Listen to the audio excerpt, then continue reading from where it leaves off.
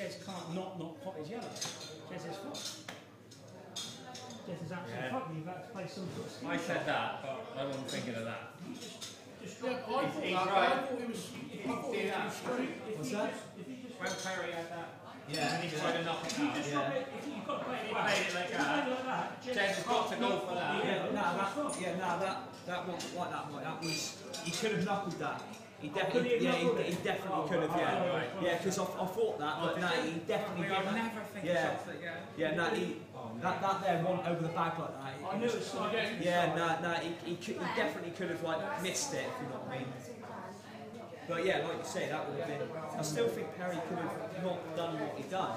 Though, do you know what I mean? Still, I don't know. Fuck knows. One of them, isn't it? Yeah. He had his chance, didn't he? With when he had that one in the middle, it just went wide. It did, went wide. He had to straighten up a bit. but he got right round the table, absolutely perfect. Yeah, but he needed to just hold it a little bit. He didn't put nothing on it. He just thought it was a natural, didn't he? He done the job? Yeah, me and Jez on him. Aiden.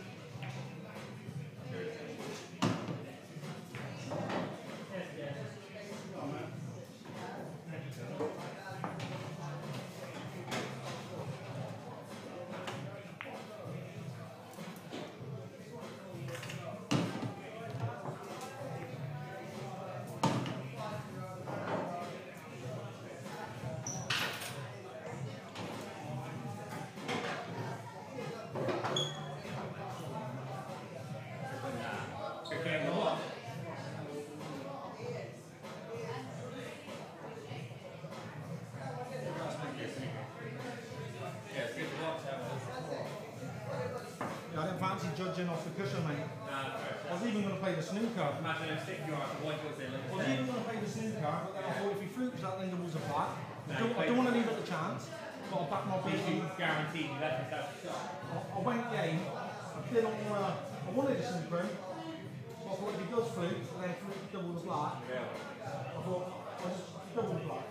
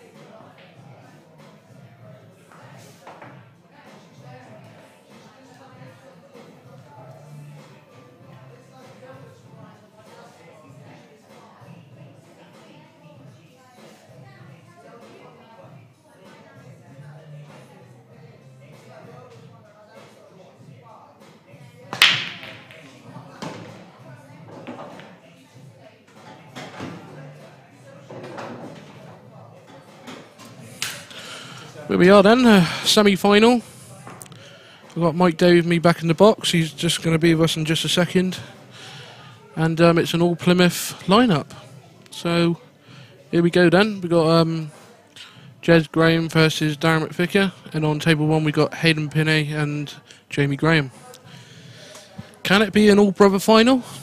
It quite possibly could be. Both of them playing very well. All four are playing very well in actual fact. But Parry was unlucky there. He played very well. He beat Jeremy Hooper 9-4, and then he just lost 8-9 to Jez Graham to make it into the semis and be the last local to carry through. But nevertheless, the show must go on. Thank you very much, Parry, for your efforts. What?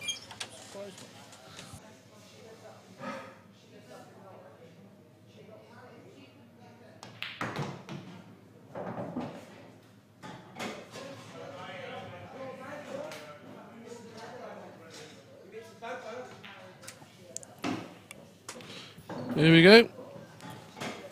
We have got the legendary Mr. Michael Day joining us. Chomping on a bit of ice. It is hot in this room now, so don't blame me for that. Hello, everybody. There we go. I tried introducing you at the right time, you just ruined it all. Good timing. So, yeah. Very good timing. I think the viewers are quite happy to know that I won't be doing the semis and final on my own. But yeah, if you guys can all like and share the stream, please, to try and get as many viewers as we can. Just for the sake of the players, Beard Productions, and our sponsors, that'd be absolutely brilliant. Even if you've done it already, do it again. It won't hurt.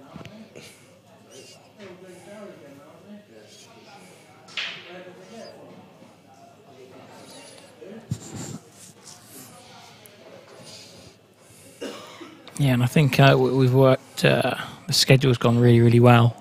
It's worked very well. Yeah, well, to be fair, on my schedule, semi-finals should start for 7, but these should go fairly quickly now. Yeah, I was about to say, because you've got if it was Jez versus Jamie, with no disrespect to them, they're the two of the Hayden and Darren are the quickest. That's what so I was now praying for. those games they've been split up. Yeah, I think they could meet in the final and still do us over. Yeah, so I don't think. That's true. That's true. Or if it's Darren and Hayden in the final, that'll be a very quick affair. That would be brilliant if we could get in the final. But as anybody's now, they've all played well. Everyone deserves to get into a final, so let's hope. Yeah, I think on form, probably, I'd say. I mean, I haven't actually watched any of Darren's games so far. I've watched some, and yeah, anybody knows Darren. It's Darren. I did watch a little bit of his opening game. Yeah, and yeah, he wasn't spectacular, but he wasn't making any mistakes. So no.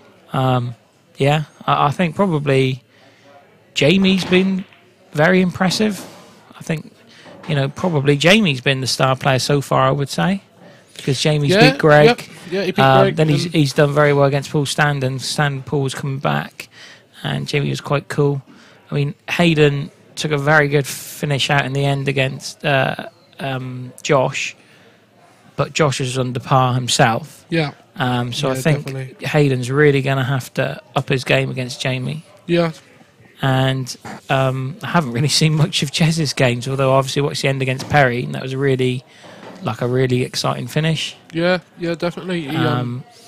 He done well, to be fair. Perry played really, really well all day. He's played fantastic. He'll be a little bit gutted because he did have a chance in the last frame. Yeah. He had he broke the balls and he broke them lovely. But he just he was trying to thread in the last frame trying to get around the table, but ended up clipping the ball. And it's a bit unfortunate, really. And I think he deserved to really get into a semi for his efforts. I think he probably did. But Jamie and Hayden are playing at the same time, but they're on the other table, the other side of the room. Yeah, we decided to go against them being upstairs and let them play on the Supreme downstairs, and with all the punters and that as well. There seems to be quite a good crowd, so we want to keep them there, and I think it pumps up the players a bit as well. Yeah, really. I think that's the right decision. Personally, I think that's.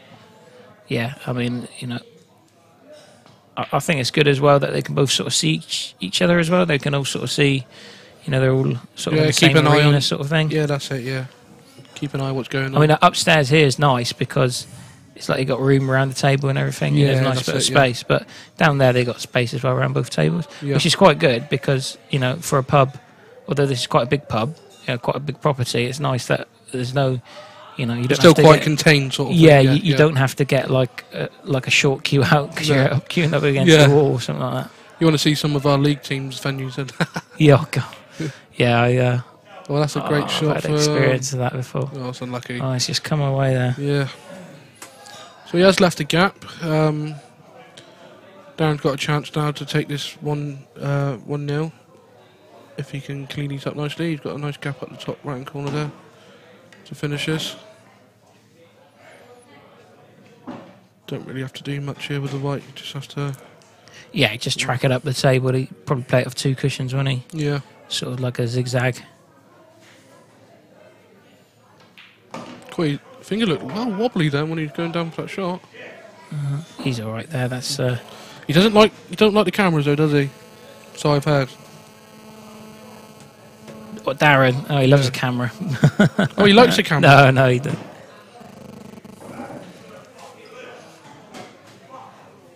So it's going to be 1-0 to Big Mac. I could do with a Big Mac, to be honest with you. I'm not gonna lie. Is there a McDonald's in Bideford? There is, but it's hell of a walk. It's not worth the walk. It's not worth the walk. There is a Big Mac there. Is it 24 hours? It is. Goodness me. Well, I don't know whether it's 20... I think it's 24 hours Thursday to Sunday, so... I could send someone up there, but you're looking at a hefty price for a Big Mac. Well, we might be finished before midnight. They might be open till midnight. Oh, if they are, then we're sure we can find someone like... hopefully... Well, who come down in the car with you then? Who was these 4. Oh, these 4, so they can pay you for your McDonald's then, couldn't they? That's brilliant. Don't you worry about that. I'll get a lift home with them as well, and they can pay for mine. We'll put you in the boot. They won't have enough. Whoever wins £800 won't have enough. I'm going to put a tall order in. Okay, so Darren's he's taken the first frame. Recent form between these two, there's not going to be much in it. I'll probably say Jez is the favourite before, even at 1-0, I'd say Jez is slight favourite because Darren hasn't had great form recently, if that makes sense. I mean, Darren's an amazing player whenever he's playing, but he has... Yeah, and he's just gone in and off. But again, a great break as well. Like, I've found this watching today on stream that the breaks have been really good from everyone. Both tables downstairs, and I think because the cloth's so beautiful when it's like, it's new, it's slippy, it's shiny, it's got like a sheen on it. I think it was really sort of conducive to good breaking. And they, again, like we said before, they do play a little bit more generous with the new cloth on because they slide down the rails a bit more. Yeah. So, I'm expecting this game to be really sort of not many balls missed. No. Jez's farm, I'm sure Darren won't mind me saying this, but Jez's sort of tactical game is superior to Darren's. Yeah. But then Darren's potting is probably, on a different level to Jez's in terms of certain like single shots that Darren's the best. I think only Andy Hicks, like the professional snooker player, I've only ever seen, in the person is a better like one ball potter. Yeah. Than Darren. Darren can pot like virtually anything, like off the lampshade. So yeah, that's it. It's a bit like around here, like obviously around your Plymouth area. That's who you find that sort of like. You can leave the white anywhere on the table, and Darren just seemed to find a pot. Yeah, we've got a similar play around here. I think a lot of people will agree, but there may be one or two that disagree. But that's Adam Horlin. Oh right, he just seemed the sort of player that wherever you leave the white, he just finds a pot. He finds a pot, does he? And I really, really kept on to him about entering this because as much as like he doesn't really. Enter many tournaments at the moment because he's into his 9-ball and stuff like that at the moment. I really think that he could do well. He'll shock a lot of people because he is a very talented player. Does he play much? I know he used to play snooker, didn't he, Adam? Yeah, well, his whole family's gone through the snooker stage, like Lee Hall and Adam Hall. I'm getting confused with Lee Halling. Lee's good at pool as well, but obviously he's better at snooker, whereas Adam, any cue sport, Adam just takes to it and he's just brilliant. And I did have a good hour's messaging session with him quite a while back, begging him to enter because I think it would have done the tournament good as well to have quite a few. Like North Devon has got really sort of good pedigree with like Q Sports, and there's a lot. Obviously, Twisty's probably at the top of that pile. Yeah, he's still there. But you've also got a lot of good snooker players this way. Barnstable way, there's a lot of good snooker players in there. That's like Nick right. Kenny. Yeah.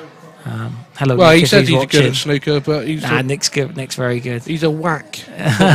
He knows what that means, but he's a whack. But he is a good snooker player.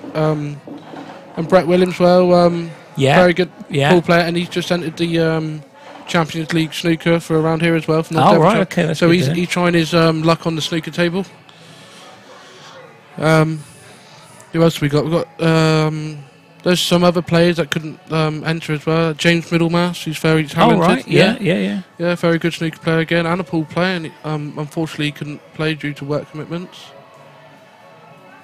Although we had a really good lineup today, we still could have had an even better lineup as well. But because of bank holiday and people's family commitments and stuff like that, it's maybe something to look into next year when we hold this again. Because I'm really hoping to hold this again. Yeah. Oh well, we hope you do. I mean, but it's like maybe not on a bank holiday. Well, yeah, but at the end of the day, I mean, your hands are tied because there's so many events now. That, exactly. You've got to get in there quick and have a date. If you're going to have an event with a big lot of top players in it. It's you just gonna have to take the dates that are available, sort of thing. You can't be putting on if you want the top players to come, you can't mix it. You can't put it on the same weekend as like a IPA or a UK tour or one of Kendall's events now. But it's very difficult, isn't it? Because it is. Yeah. A lot of weekends is like county. Most of the players playing today play some sort of county. Yeah, that's it. Yeah. So that's one Sunday a month out of the way straight away. Yeah. Yeah. So. you know. But like we said earlier on, it's just so good that the pool calendar's finally got like this. Yeah, it's because really, before it was just a struggle. You know, you go out and just maybe have a league match and that's it really, and there'd be the odd tournament. But now, just wherever you look, there's always something on. Yeah, you may have to travel, but you know, if you are willing to travel, there's always something on. Yeah, which is good.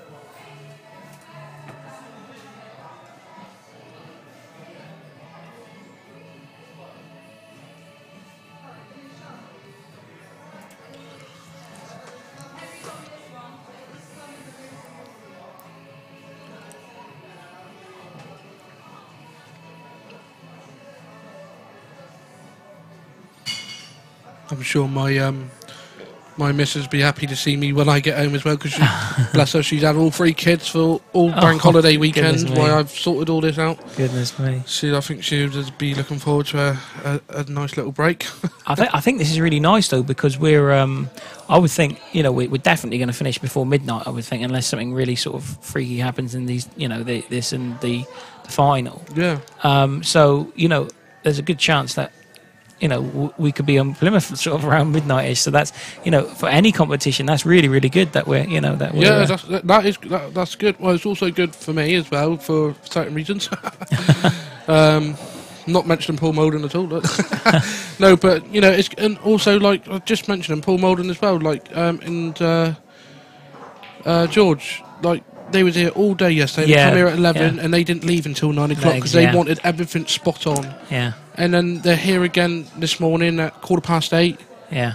And, you know, the time they pack their gear away and get home, they're probably going to be home after midnight, obviously. But it's a long couple of days for them. And like I said to you earlier on, I'm not going to quote the price, but for what they quote, it's nothing. For what they do is exceptional value. If they was to charge £10 an hour each, then, you know, good money. But no one would pay it. That's the problem. So anyway, Darren's let's get back to the 2-1 up now. Like I say, we'll try and keep you posted on the scoreline from the other table between Hayden and Jamie. But just to reiterate, these all these players now are guaranteed £200, and basically the every match they win now, then their money doubles. So the losers of this round will win £200, which is double their original stake.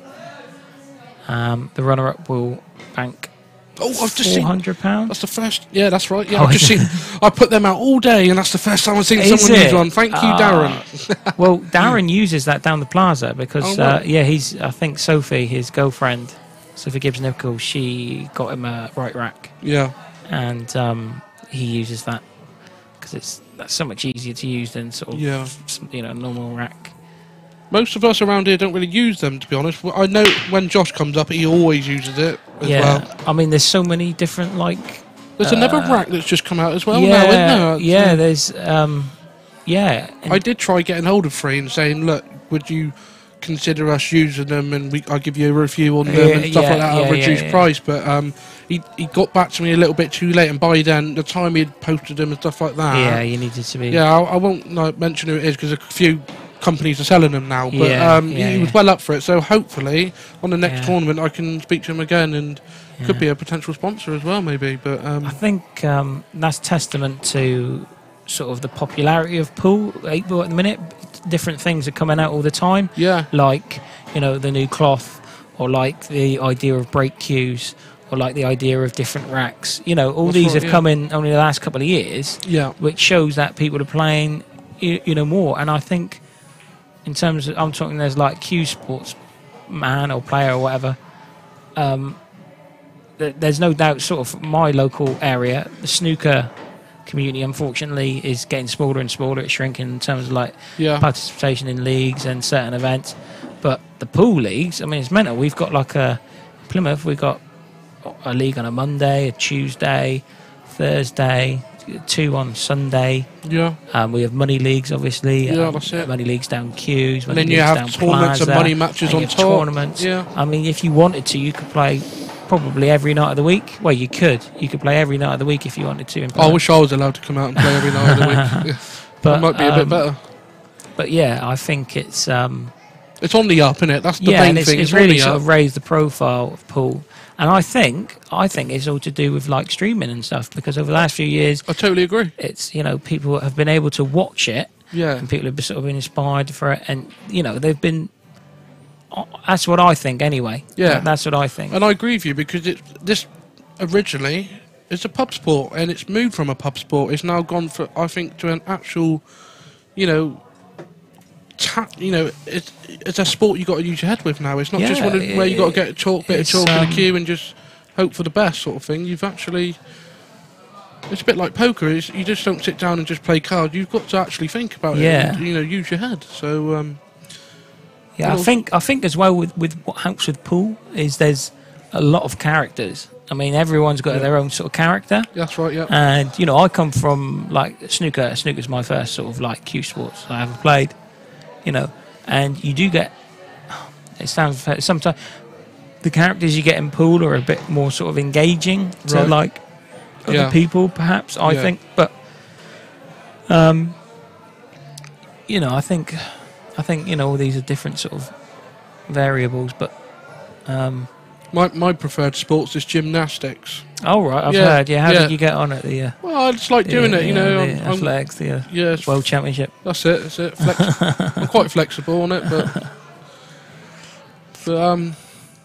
yeah, and also like you said before, with Paul going on up, especially with these new blue Simonez like 861 cloths and stuff like that. It's like a sort of. It's like a stamp on Paul, isn't it? It's like I know Nine Ball's got it, like the colour and everything like that. But like, when I see a blue cloth now, I me personally automatically think Black Ball. Yeah. Do you see? Yeah. Whereas before, like when you see like other things and stuff like that, you just like, it reminds you of something straight away. But to me, when I see a blue cloth, I automatically think Black Ball. Yeah, you can play well rules. You can play any rules on it. But I'm just saying to you. Yeah, I think that was their idea, wasn't it, to try and give Black Ball or English 8 Ball its own sort of identity. I think I saw quite a while back. This has got to be about 6 months ago. That I saw on stream somewhere, and I think it might have been when Tom Cousins was playing or something. It was like a grey colour cloth or something. Yeah, that was the UK tour. Oh, that right. Yeah, okay. that I don't actually know what that was about, because they only used it apparently for that stream table, so it wasn't like the entire room, and they didn't have it for the next UK event. And I know, so maybe they were just trying it out and just needed to give a review and a feedback on it. I liked it, although I didn't think it contrasted very well with the outside of the table, because the outside of the table was sort of a similarish colour, so there wasn't really definition. But the blue, this sort of really stands out. Yeah. And you know, I do like it. I do like how IPA managed to wrap one of their tables with the coral around it. I thought that looked quite smart. Yeah, that's, you know, again, and that worked quite well, I thought. Again, that's another new thing that's coming to 8 Ball. So, you know, all these, it's being recognised, isn't it? Yeah, all these new things that are coming through, and these people, you know, different people arranging events and tours and things like that. It's brilliant. I think it's fantastic.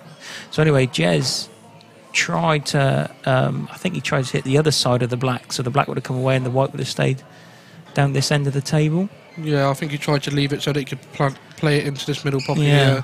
But yeah, he's overrun it, and yeah, he's in a bit of trouble here. I'm not. I think he can cut it in the middle bag, but he'll have to come right around and just hope that he lands nicely on it again. But his doubles today has been tremendous. I know he's known for his doubling and stuff like that. And Jez is mental, really, with his doubles and trebles. He'd rather leave himself. I think he'd rather leave himself a double than a straight shot, wouldn't he? You asked Perry, but I've played against Jez many times. You know, he'll leave a double or treble intentionally. Yeah. And you think, well, that's balmy, that's bonkers. Why is he leaving? You know that. But for Jez, it's a percentage shot. Exactly. For him, he's got an advantage on it. Yeah. You know, he's more confident. I mean, against Perry. In the deciding frame, he had the ball over the pocket and the black kind of on the rail. It wasn't tight on the rail.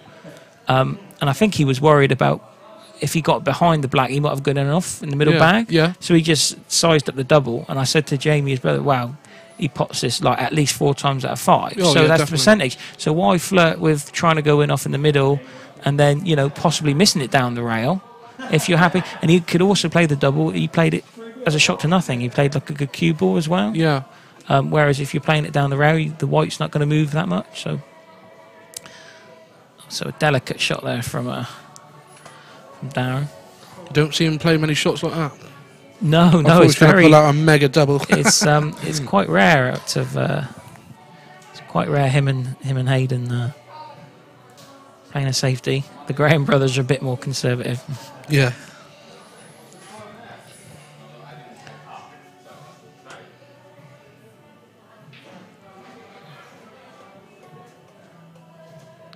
So it looks as if he might be able to just bend it. And again, we're talking about doubles here. If he does bend it and pots it. You might have to. Yeah, he has. Yeah, look at the side there. So the spotted cue, you can see how much. So here we go. Here's a price. So this is a back double. So this is a. I'm sure this is in his portfolio of expected pots. Thing is, though, he's got to get it, because if he doesn't, then he's leaving it wide open for Darren to. Oh yeah, he's got to get this, and there's a little bit of pressure on this because he is 3-1 down, so doesn't want to be falling, a hat trick of frames down to someone like Darren. I've talked him up now, so I hope he does pot it. And yeah, lovely. Sure, yeah, he's right. For a second, I thought the keyboard might go as well, but no. So it's 3-2 to. Still 3-2 to Darren. Yep. Jez pulls one back comfortably, so. Yeah, just a reminder of you of the sponsors. There's Josh Darrant, his own business, very successful. Give him a message if you need anything to do in. Good friend of mine, Matt Schofield, Lawn Care and Garden Services. Give him a message on Facebook if you need your garden sorted. This is where we are today at the Anchor Inn. Home of Bideford Pool. Lee and Mark Watts, roofing contractors. Very nice to them to sponsor us today. Give them a ring. And our main sponsor today is John Gifford. He now has his own accountant's business. Give him a ring if you need anything whatsoever to do with money. And a Bideford and District Pool League. With so many of the players in today's tournament play in the Bideford Pool League, they kindly made a donation to the sponsorship. So thank you very much to all our sponsors. And hopefully they've seen this today and what I'm capable of doing, what the players capable of doing, and what the anchor's capable of producing, and hopefully we can go a step bigger next year or the next tournament, and maybe make it bigger and better. There's always room to make it better, isn't it? Yeah, no, but then this is a really good start.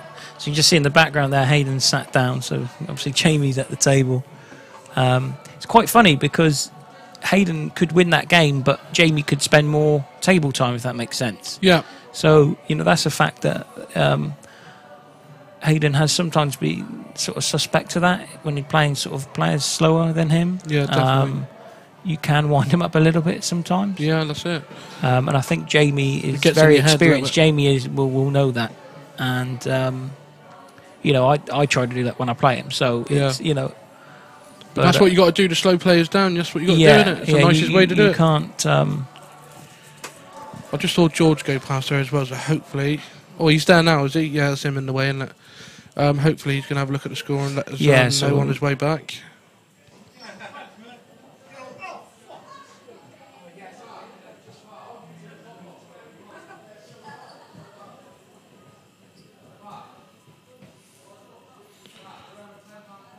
Just Darren and Jez, who've just went up, come past us and went upstairs and used the upstairs loo by the looks of it. So had a quick break. We've had a word with each other, and obviously, if Darren's in front, they're probably going to split it. Darren and Jez, they used to go halves on everything. I've seen them at lunchtime as well. And for sandwich each. Yeah. Well, I think we're just going to get an update on the score.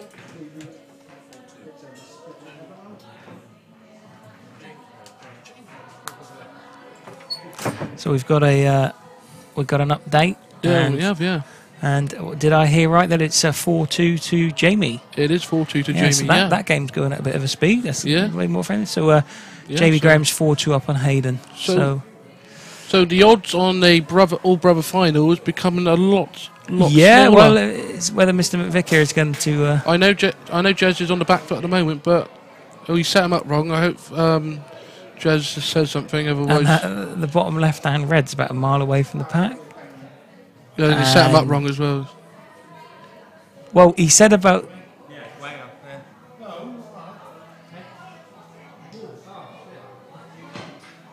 Yeah, so... There we go. There we go. Yeah, so Jez could have left that and then claimed the frame. Well, a couple of that would have speeded things up. Is that right though? Is well, it it's set up interesting wrong you and say he that breaks because off? Jez, or who was it I was mentioning to earlier, Hayden, saying if you set the balls up wrong, but he wasn't sure if it was world rules or black ball, should by all means text in, folks, audience, so if you know the answer. Yeah. But if you set them up wrong and you break, it's like condensed, you carry on.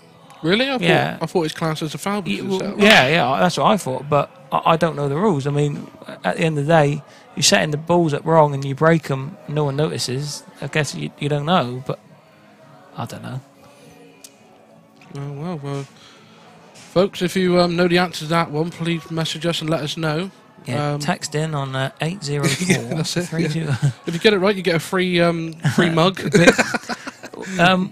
Well, what we got in here that we can give away? The com box here is full of it's like an Aladdin's cave. Yeah, it is. There's loads of bits and bobs pub in tray. Yeah.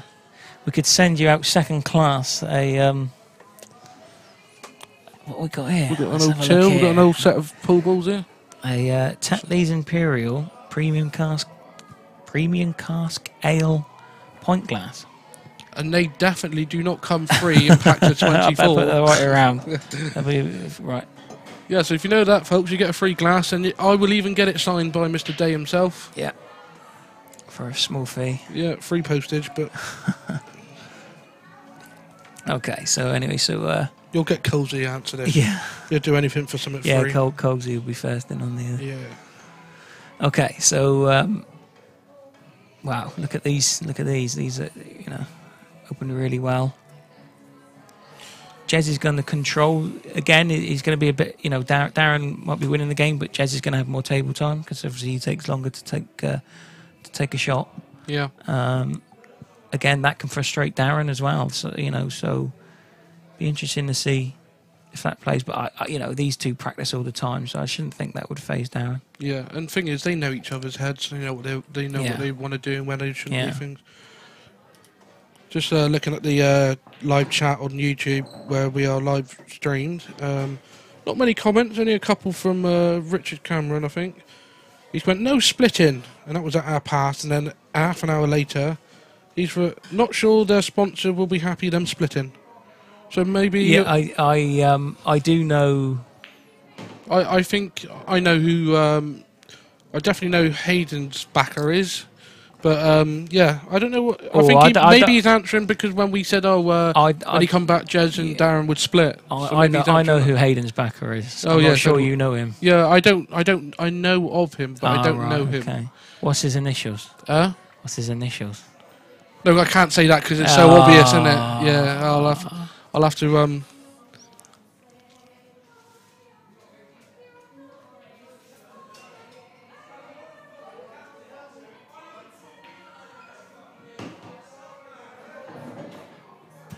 Oh, very interesting. Oh, we're back on air. Yeah. I'll just... Yeah, so it is Hayden's dog that is backed him. He's Peanut is offered to sell his collar for this. It looks like he's going to be getting a better one for 200 quid. That's a lovely shot from Jez there. Yet he stayed very still. I don't think there was like a full pocket there going past the yellow, but it's a good opportunity for 3-all. Well, we're up to 75 viewers now as well. I think that's probably our highest so far at the moment. Nice shot from Jez. Be nice to get over the ton for the sake of the hard work. Yeah, I think for the final we will because it's been a sunny day in Bank Holiday. People might be out and they'll come home for a night of pool. Yeah, Mr. Andrew Coles has just made a very valid point. New rule next time: North Devon Masters for North Devon players only. Fuck them. Yeah, I can understand your frustration, but very constructive there from Mr. Cole. Not at all. Okay, well, so it is 3-all. I said in the other table we had an update. It was 4-2 to Jamie, so it could be an all Graham final. Golden Grahams in the final, but there's a long way to go in both games. But if you look there again, Hayden sat down. So every time the camera's gone across, Hayden's been in his seat. So do someone want to go down there and just tell him that he's playing tonight, just in case. You have to peel Jamie Graham off the table. That's the. Cool. If only Peanut is back, would realise what he's getting up to. I'm not referring to his actual backer as a dog, by the way, so don't take it any seriously. But maybe next time have a look at seeing if Jamie Graham needs backing. So just the break. Let's see if he can continue this break fest. Balls have been opening lovely on this table. Beautiful. And not only that, but go in front for the first time, I think, as well. Is that right? Yeah. He's always been on the back foot or drawing. So yeah, Darren was 3-1 up, so Jez has taken the last 2.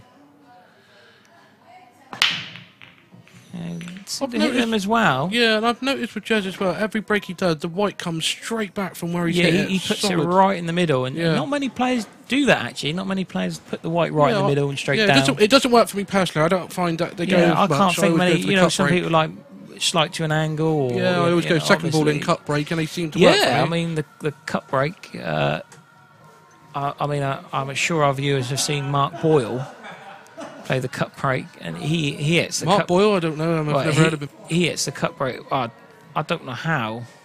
I mean, it's how he keeps the keyboard on the table, so such a high success rate, and he smashes them. He absolutely pummels them. Of course, I've heard of Mark Boyle, quality player. I heard he wanted to come down and play, but he was scared. And I turned him down. Yeah, I was like, no, sorry. You need to, his CV wasn't good enough. He did apply. Yeah, exactly. Yeah, I was like, no, sorry, but... Only top players here in the Masters. Yeah, that's right, yep. So this is you didn't even apply though, did you? I think we really begged you to play, didn't we? Because of your CV. Yeah, like I say, the cheque should be in the post. I've not received it. It was in the post last week, so if it's not with you now, then it won't be ever, so that's fine. Okay. All right, so I think the clearance is on here. But it's sort of one of these clearances where he pops a ball, another ball will be available. Yeah, I think if he takes this one and comes back down the one he just looked at, and looks like the one just above the one he wants to take on next will go into the middle as well. Yeah, and then he may be going to bump the yellow. So he's got options. He's got a bit of work to do here, Jez, but I'm sure he's got a plan of action. You can see he's just lining up the tip of his cue there. He wants the cue ball. It's these shots that will catch people out on a new cloth. You see, and there we go. Yeah, he's underhit it. Yeah, because he's worried it was overrun. Yeah, so. and it cuts both ways, isn't it? I mean, he knows the table's running so nice that he's apprehensive. But other players, like it happened in the last game, didn't it, with Hayden and Josh? We watched a couple of times. They overran the ball. It was, that's right. And caught them out. And also with the new cloth, they do tend to go a bit wide off the cushions. That's right, yeah. So he has got a pot on now, but he can. I think it depends what he does. He wants to try and avoid that yellow really if he can, but if he doesn't, he can put a little bit of. It depends because you can't really see the angle so much from here, but he could come. Put a bit of side on it. Yeah, you can see he's putting a bit of. It's a great pot, but he's been unfortunate though. Well, he's left himself a never monster pot to take on. He's doing it the hard way. He does have a pot on here, actually. Very tricky. If he pots this, though, to be fair, they're going to be a lot easier. Yeah, well... Because he's going to leave himself on with 2 pots. And yeah, I think... the natural angle of the white. I wonder if we can just get the right... Yeah, brilliant. No, so that red doesn't go. Oh, it doesn't go, right, okay. So. But if he does pot this red into the yellow pocket, he is bumping into the other red. So then he might have to play another cannon. Right. I just wonder if he could get on it in the middle. If he can cut this in the middle and come right around the black and come back down and around, that would be a tremendous shot. I mean, the red that we've just seen that doesn't go in this bottom right pocket, it might like go in the middle. Is he going to get behind it? Is he going for it or is he going top bag? He's going top bag. Yeah, he is. You can tell he's putting them. No, that's not close really. But, okay, so... Chance for Darren to stop the right where Jez has actually tucked up one of Darren's yellows there a little bit. So it's not completely the worst outcome for Jez. but Darren he's just going to go for it. You know, that's what he does, and 9 times out of 10 it works. It does, yeah. I mean, I was thinking there about taking the yellow off the top, off the bolt cushion, and you know, then Jez hasn't got a shot. But Darren's so, you know, his potting is so supreme. Again, it's about percentages. Most of the time he gets it, so why wouldn't you? Exactly.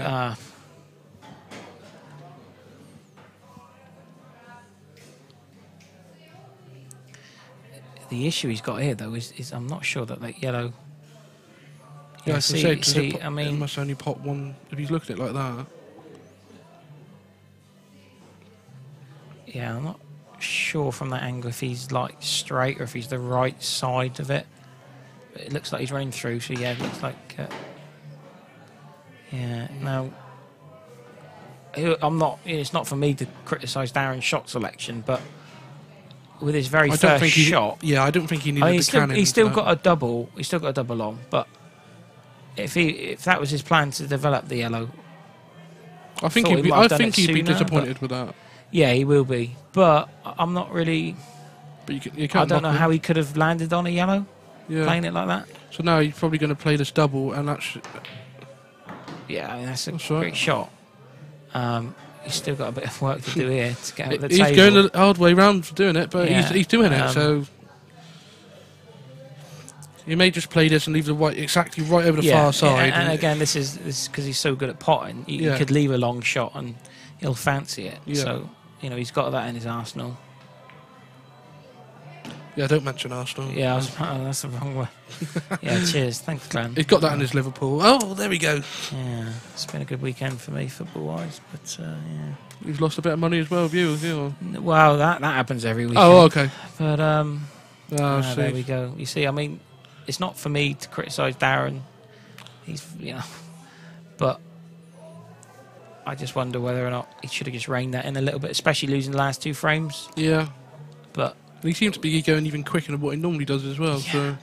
Yeah, I just would have liked the very first shot he played. He could have took the yellow off that top rail, and it would have been a problem. All the yellows would have been down here, and yeah, we'll have to have a word with him after and to say like, yeah, tell him off. Yeah, you know, get back to the practice table. Yeah, I'm not putting the hours in.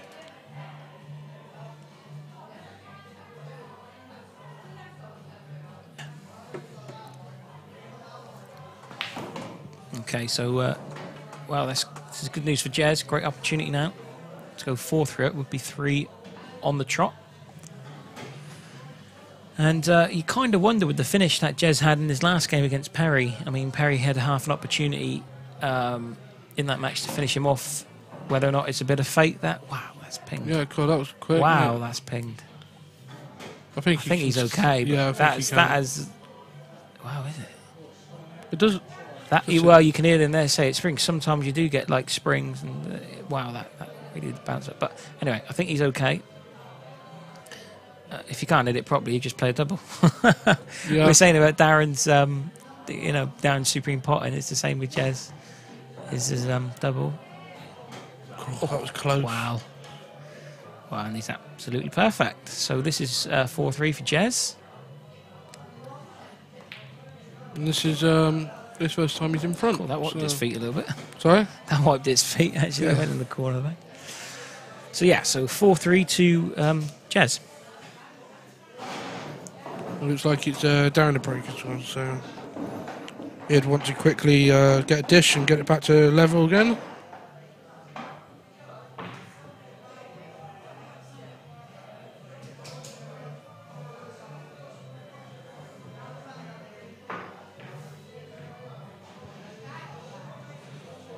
Just a bit of a shout out to a good friend of mine, Richie Elliott. He's messaged me in saying he's enjoying the stream. So oh, good stuff. Good stuff, Richie. Hope you're enjoying today's proceedings.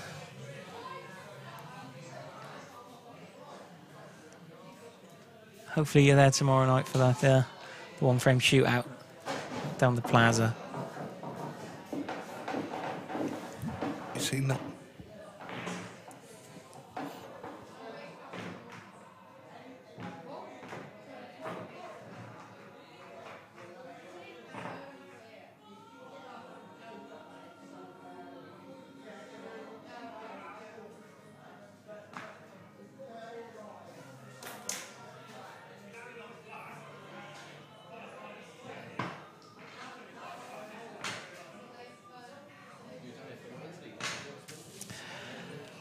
Okay.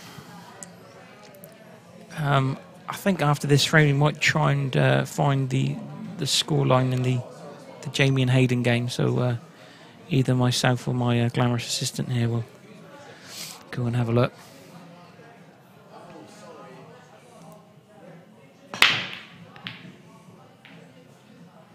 Nothing's down. There is hanging, but okay. So another chance for Jez to, extend this lead.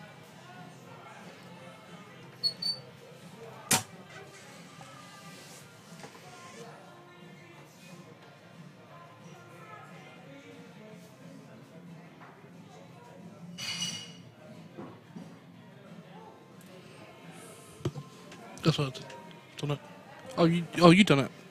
Yeah. Oh, okay. Yeah. Okay. Oh, sorry. Okay. Yeah. We're technical Sorry. difficulty, so that we do have a score update on table number 2, and quite the turnaround. It's now 5-4 to Hayden. So Go Peanut.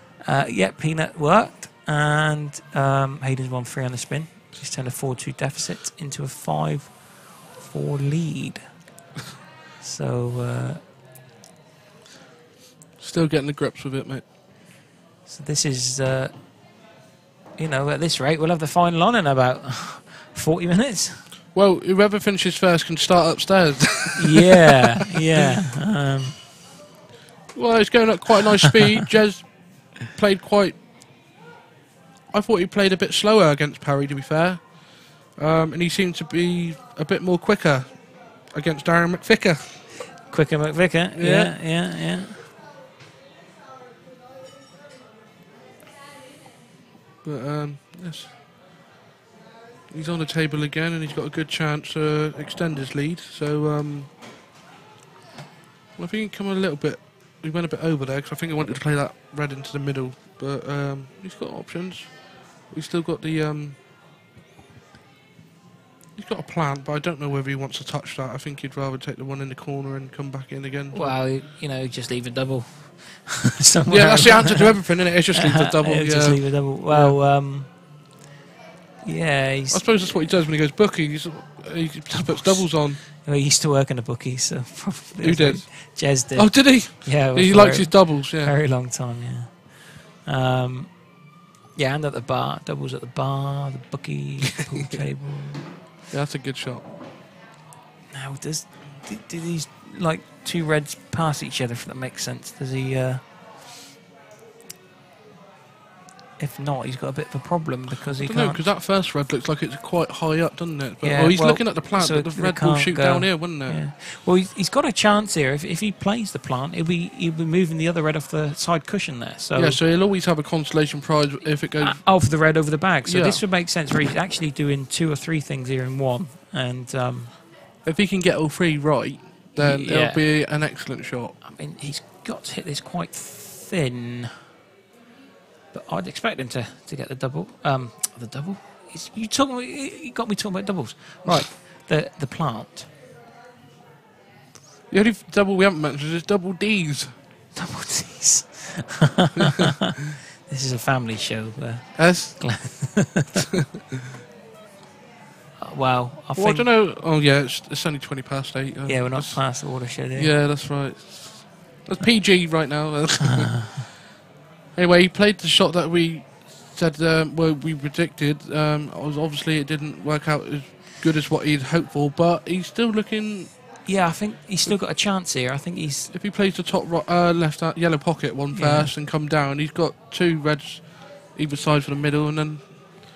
Well, I think black goes... If he's kind of stunning this and then sort of running it down the cushion sort of thing like that... Yeah. He's actually played that really well. That's a great shot. He's played that really well. I was about to say, that's the only problem with these classes playing those sort of shots. Right. You've got to hit them really sort of well.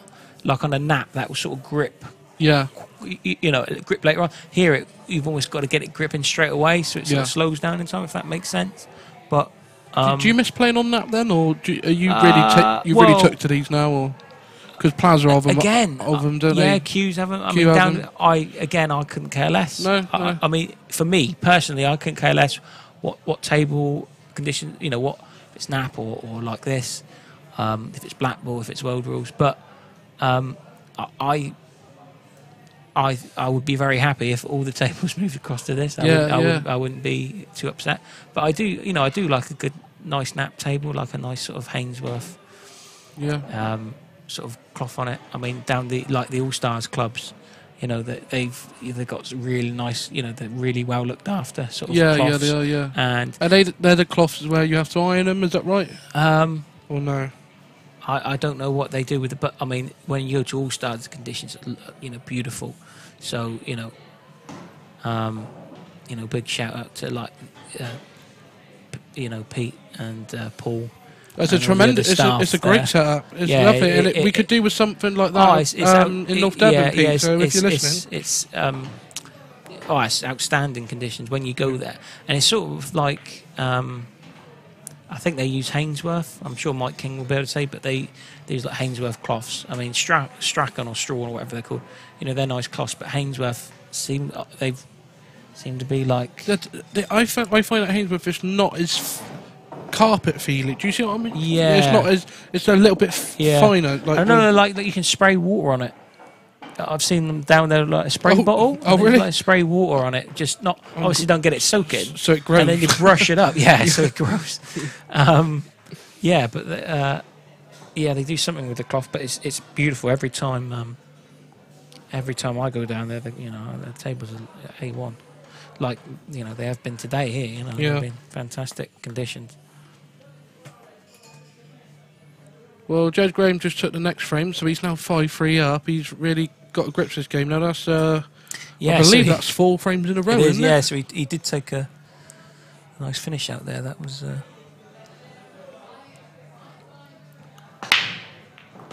Won't be happy with that. Screwed it. So see, you put the jinx on him. I did, because I was just about to say, normally. But he went at an angle there, didn't he? He went at an angle there, so he's changed slightly there. Yeah. He just went just off centre, I think. But he didn't have a good break last time, didn't he? The cluster, middle yeah, sort of so that's what nucleus changed his mind, I reckon. Like, it didn't sort of move, so...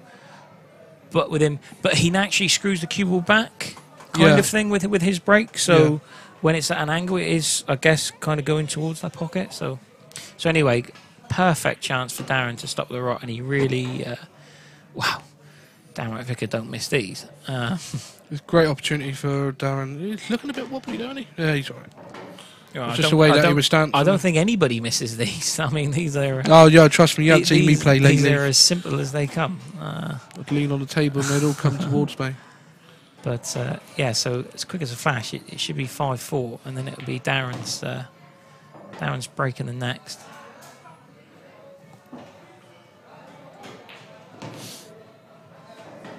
So are you thinking of doing this again next year? Or? Definitely want to make this an annual event. Yeah. So I think it's gone really well. I haven't really had a good chance to chat to the landlady, sorry. But what I have spoke to her briefly about, she's really, really happy with today. Well, she should obviously, be, obviously, she's a business lady, so she wants to make her money. Which is priority. But she has put the time, and she's given me this opportunity to sort it out. So well, I think she has, and it's enhanced the reputation, because it's been years since I've come here. I mean, it's like when I was playing Super League back in the day. That's right, yeah. Super League, I remember coming here, great nights, on the Saturday night. Yeah, but that's like a good sort of 6-7 years ago now for me, so it's nice to come back here again. Yeah. And, really nice sort of... Because did they have upstairs here before? I can't remember. Well, before she did... they had two tables up here, and then one went for a while, and then Ryan O'Neill's got his 9-ball table up here now. Lovely 9-ball table. Yeah, it's a really nice 9-ball table. Oh, it's a beautiful 9-ball table. But I believe that he's building an extension at the moment at where you live in, and I think he's having it put into his home once it's all done. Okay. But at least it's nice and got a nice safe home at the moment, because it's something you wouldn't really want to store or take apart, would it? God knows, no, it's a lovely. I think he's got a great deal there. Has it been used in like Moscone Cup or something? Was it like a? I can't remember. I think because it's all been signed on the sides by like Darren Appleton. Yeah, that's right. Yeah, I think he done it all himself when he's pissed up one. No, he bought it off. I can't remember. He told me. I can't remember. He bought it off one of the top players. Mark Gray or no. Someone. It wouldn't be. I can't remember. I'll message him in a minute and find out. But unless he's watching. But on the side.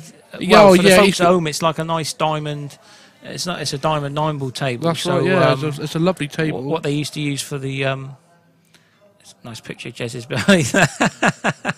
Oh, there we go. And Yeah, then he's got some money in his hand. That's his winnings. He's got his winnings already. he's got his winnings. Yeah, he's come up here and he's sneaked them out. But yeah, it's a beautiful diamond 9-ball table. It's what Matchroom used to use for their events a couple of years ago. Personally, I like the diamond tables better than the Rasson tables. Right. Okay. I don't know much about 9-ball. I played in a qualifier that he held several months back because the winner received a entry into GB9. Yeah, and Colsey won that. Oh, I tell you what, the Colsey's very good at 9-ball, though. Yeah, I played a couple of events at 9-ball with the GB9, and great setup at the events. Yeah, they was all saying when they come back. Fantastic setup. Really, I'd like to go to one. Hopefully, I can maybe next year. A different atmosphere to like 8-ball English 8-ball events. And it's just what Adam Hall's doing at the moment as well. Really he's really took to it, and he's really good at it. With like when you go on like LPA tour, I really enjoy the LPA tour, but it can be a bit like a cauldron at times. There's quite a lot of shouting. Well, not a lot of shouting. I don't mean like that, but people gather around tables and stuff. It like GB9. It's a bit relaxed. It's like I can't tell you what it's like, but it's like. It's smooth flowing, it's all bit more sort of air to breathe. But it's exactly. I can't. It's not word for word, but it's like when Colsey come back from GB9 and we come up here and practice, and we sat down and chatted for about half an hour about it. He was just saying, the setup and everything. It's just great. Couldn't fault anything. Yeah. Well, I got my first event. I went up with because Jamie and Jez were playing it for a couple of years. You know, they were. When Jez actually stopped playing English 8-ball, he was playing 9-ball sort of full time. I got to the quarters of some event, like challenge or something like that. But I loved it. It was like really, it was fantastic. And I don't know, the conditions or the actual weekend, the venue, I just felt really sort of relaxed. And I was using my snooker cue. Oh, was you? Well, I use a cue for everything because my snooker cue is a big heavy lump with a big sort of 10.5mm tip or something like that. So I was there playing. I played this bloke from Spain, I think. Oh, Darren's on me over there. Yeah, he didn't come far enough. I don't think. Have to double. He's got to go for the double. And he must be looking at me. What's this plum doing using his snooker like a snooker cue? But good shot from Darren. So Darren proving that it's not a one-way street with doubles. So. Yeah, should be able to just hold this here, yes, and wow, within a flash. And this is what Darren can do, and this can be quite. It's quite despondent if you're on the other side of this because he can reel off frames really sort of quick. I think you can't. With no effort, it's quite hard to read him as well. You can't tell he's stressed or anything like that. He's just completely like. He's just so composed, whatever position he's in, whether he's winning or behind. He's just, he's just like level-headed all the time. Yeah, and, just having a look at the comments on the live chat. We haven't got many, unfortunately, because I think they're all just muted us, so they can't hear us. But we've got one from Robert Bruce. You must know him. Yes. Yeah, Mike, you're doing a grand job, Bruno. Hello, there's Bruno, sir. Obviously. I don't know. He might not know my name, so I don't know whether he's going to think I'm called Bruno. No, you're doing a grand job, Bruno. That is Bruno. That is Bruno Bruce. Oh, so it's not. You're doing a great job. And well, just put it this way: in terms of like Plymouth pool, and Bruno's probably like he's Bruno Bruce of the pool world. He's like Frank Bruno. He is the a legend. Wow, Bruno. I've known Bruno for years. Bruno is like. Everybody knows Bruno Bruce and like his sons Danny and Damon, absolutely top family. Really they taught me a lot of pool. Okay. And got to thank them a lot because they got me involved with pool a lot and they sort of drive me around places. They still do. Yeah. And the enjoyment I've had out of that and the friends I've met is fantastic. That's big shout out to the Bruces. They're all great. That's good. People. And we have a really, I can see it's the same up here, but we have like a really like good community, pool community in Plymouth. Yeah. It's really sort of like there's no, there's we do around here as well. Like, between people. We do around here. Like at one stage, like Barnstable, Bideford, not really like. it was them and us and them sort of thing. But like it's quite combined now. Like a lot of the Barnsley players come over and participate in our league on a Thursday and a Sunday, and now they've gone to Blackpool as well. They've got a lot of our players going over there that want to play Blackpool as well on a Sunday. So it's really good. It's like because Brett moved to Barnsley now, he has done for a few years. And that's a bad mess from Jez. That's a bad mess from Jez. He holds quite a few tournaments over there as well, and we always go over there because it's only a 9-mile trip. Yeah, in Barnsley. So have they got like a venue like this? Oh, so this is Jez, so he won't be happy with this. And that's it's got to be a shot that you would put him 99% on to get every time. Oh, it's 999 times out of 1,000. But again, he was perhaps he was trying to do a little bit of work on the cue also. Yeah. The actual pot itself, if you just line up the pot, he's not missing it. That's right. When you are putting a little bit of work, sometimes concentration. That's right. Yeah. So yeah, we can see it. You can see he's never ever missing that, but because he was trying to do a bit of work, he put a bit of side on that, a little bit of running sort of side. So a chance for Darren again. So these frames are sort of coming in batches, in blocks. So this is for Darren's third in a row.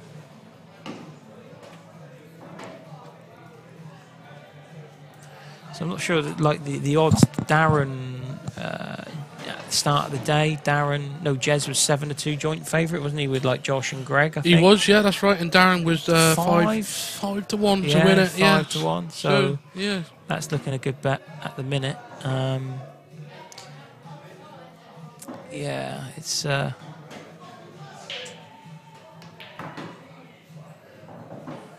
We've had one of those joint favourites go out each round. So Greg went out the first round, Josh went out the second round. Will Jez go out this round? The way the pattern's going. Well, like I said before, it's good because even though it's a semi-final, you still got two quality players and you just can't tear them apart. It's 5-all. Yeah. It's like I say, nobody today has been disgraced. Everybody has, the qualifiers who I weren't familiar with, you can see that they're very good players. Very good players. It's probably the first time they've entered a tournament of this sort of caliber where it's £100 entry. So I could see from what I saw of them that's a great shot. Pot. I could see that they're very, very good players. If they were to play in like an event again, they'll be more comfortable perhaps. So nobody today has disgraced themselves at all. I think everybody. I think Jason Beck, he took Josh quite close in the first round. Yeah. And look at this. This was a good shot. That's a great shot. That was That's a great shot. Thinner than it looked, I think. But also as well, like if you took the boxing out of it and say like they had a good night's sleep as well, just imagine what they would have been like then. As well. I'm not trying to find excuses, but just imagine what happened to the players today. I know it's a bit unfortunate because I actually announced this a tournament before the boxing, so it's not my fault. It's the boxing's fault. No, it's not. I would send a letter. I've already to Showtime. Yeah, I've got it. Yeah, Showtime boxing. Yeah, I'm hoping that TMT will be a sponsor. Hey, Mr. Mayweather. The Mayweather could come here and be a team. Might get involved in the next event. He might enter himself. Yeah, I'm on Twitter. I've got followers on Twitter. I'll see if I can. Wow, look at that! Great split, but nothing goes down. So it's happy birthday, hopefully. Well, not hopefully, but like you would take it, wouldn't you? Well, that you certainly would. I don't think, like today, everything I've witnessed and seen break-wise, it's been tremendous. It's been absolutely monster breaks, but they've either been dry. I've seen a couple like whites go in off and everything like that, which I know you can't help, but there's no bad breaks and everything like that. Do you see what I mean? Everything's been, like earlier on, I know you've seen it as well, because I was just next to you, like, live. Oh, Jez. Live, I put him off, me talking. No, that's poor. Did you see Jez's break out on? He broke off five reds off the break. Jez played Perry and it was 8-7. We're just having a look at that's poor from Jez's perspective. You can say that's unlucky, but why is he going into the black? He shouldn't be anywhere near the black. Again, I shouldn't be talking about that, but he will look back at it and think, well, that was a bit daft. Well, we've already got to have a word with Darren about earlier on, so now we're going to have some. In a minute, all these semi-finalists will get a deduction in their packet. Yeah. So now, for folks who don't know Blackpool, he's now got to. He is going to pot the yellow, obviously, but he's now got to pot to be the yellow, and he is now. because that first shot is classed as a free shot, so it doesn't guarantee Yeah, him exactly. the yellow. Is that right? It's not like a legitimate shot. It's a free hit, so you can do anything. Yeah. So yeah, that's why. But now he is yellows. And if Jez is not careful, I mean, this game is. Yeah, Darren should take. If Darren takes this one up now, he's gone from. Well, Jez was 3-1 up. No, Darren was 3-1 up. Darren 3-1 up, and Jez got it 5-4. 5-3. Oh, 5-3. Yeah. 5-3, and then Darren's. This is for 4 in a row, so frames are coming in blocks, and you do see that with top players. Yeah. They trade frames, and you see it in snooker a lot. How many times do you watch the World Snooker Championship each year, and there's blocks of frames? Yeah. They'll players will like reel off sort of like 3, 4, 5 frames. Yeah. And they can go like 3, 4, 5 frames behind, but they're not worried because they know they can do that back sort of thing. I mean, you look at like someone like Mark Selby in the snooker world. I mean, Andy Coles has made an appearance. Is Andy Coles back? Is he? Yeah. He sat there. Like, there he is. Look. Andy Coles. Andy Coles, give us a wave. Give us a wave. He's got a pint in front of him as well. Now that's unusual. The beast. But when I just saw the shot here, I thought he'd overscrewed it, but it just slowed down perfect, and he was just level. What a slow mo that was. Yeah. Right then, so 7-5 to Darren. We're not sure the score. The last time last update we had, it was 5-4 to Hayden. I might try and find out at the end of this frame to see what the score is with them guys. But it is Jez to break off, so it's his chance to try and recoup his 2-frame. Oh, that break was. He's changing his breaks every frame. Sorry, I missed that. Did he break in the middle? He just broke, but he had more. He didn't put nothing in it. He just I can't remember where. Was a replay? Oh, great. Yeah, so he's gone back to the middle. He's gone back to the middle again, so he's constantly changing. He's not made his mind up. And look, he hit that. The whites died on the front, and that was there was not much power in it. Yeah, so he needs to look at that, I think, because that's the only thing that's slowing him down. Because everything else is. I think what a lot of people don't realise is like when you're hitting the ball on the break, the white. Unless you're hitting it absolutely centre and you're cueing sort of centre parallel to like a table, you're either digging the cue ball down into the cloth or it's coming up. So the cue ball is bouncing when it hits the whatever ball, the front ball or the side ball. People like to think it's just but if you've got a slow-mo camera out, you'd see it bounce. The point, yeah. So if you're hitting the front ball like on the volley sort of thing, that's not necessarily going to give you a good break, I don't think. No. You want to kind of be as flat as you can. Yeah. So when I try and break, I'm just plain ball Billy. I just hit it centre as much as I can, so that I'm not launching the white off the table because you're kind of then taking pace off it. Yeah, that's right. Because if you're hitting the front ball, sorry to bore everybody, but if you're hitting the front ball as the cue was coming down, the impact's not going to be as much. If that makes sense. Yeah. I hope that doesn't make sense to some people, but no, it makes perfect sense.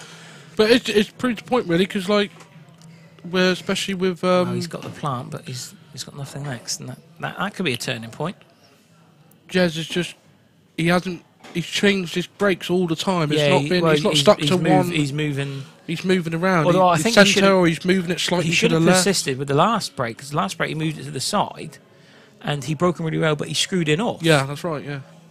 Well, he can correct the in off, can't he? I mean, he can correct that, but we'll see. But I mean, he might not get another break. That might be his last break if Darren wins this frame. It'll be Darren's break the next frame. So, he might not get a chance to experiment anymore. He has opened.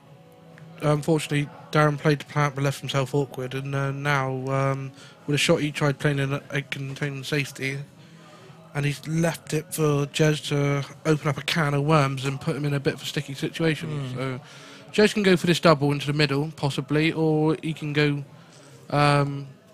He can flick off it and try and get the white right up to the bulk, and try and get it as close as he can behind that red that's up and bulk, and just leave Darren with a longish shot. But if he can see enough of it, the red that's up in bulk, well, he's going to go for the one with the black and free that up. But so I've just mentioned 3 options that he doesn't even like. So he's going to go for an option that he loves. I love being wrong. It's brilliant, but it's nice to give the option to him. Maybe he can't hear me.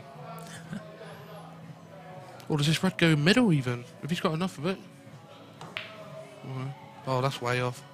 No, that's what he's played. He's played. That's a good shot. That's a good shot, I think.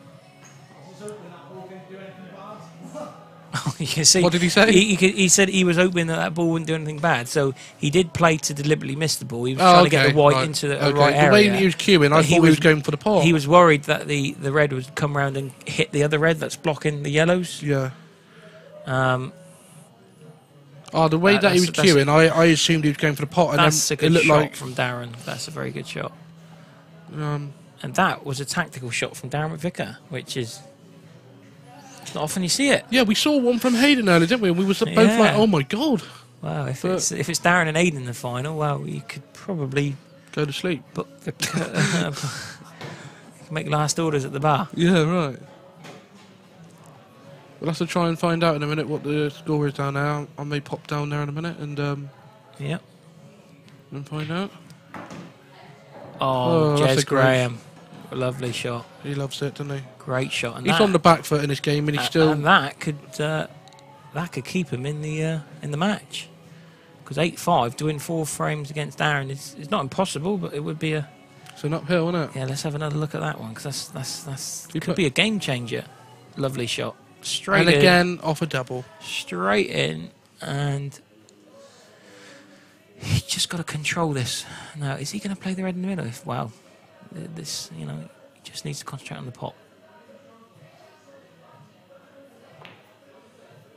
Great shot, lovely shot, Jez Graham.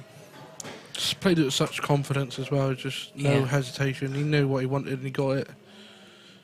And now, with this one shot going into the bottom right-hand corner, they're all there. Yep. Because he doesn't need to do a lot with the white. No.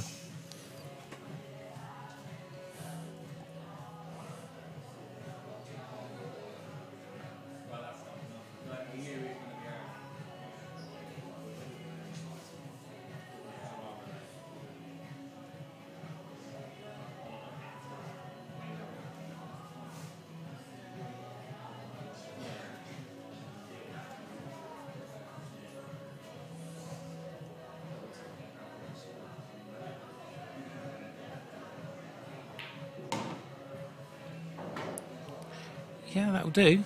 That'll do.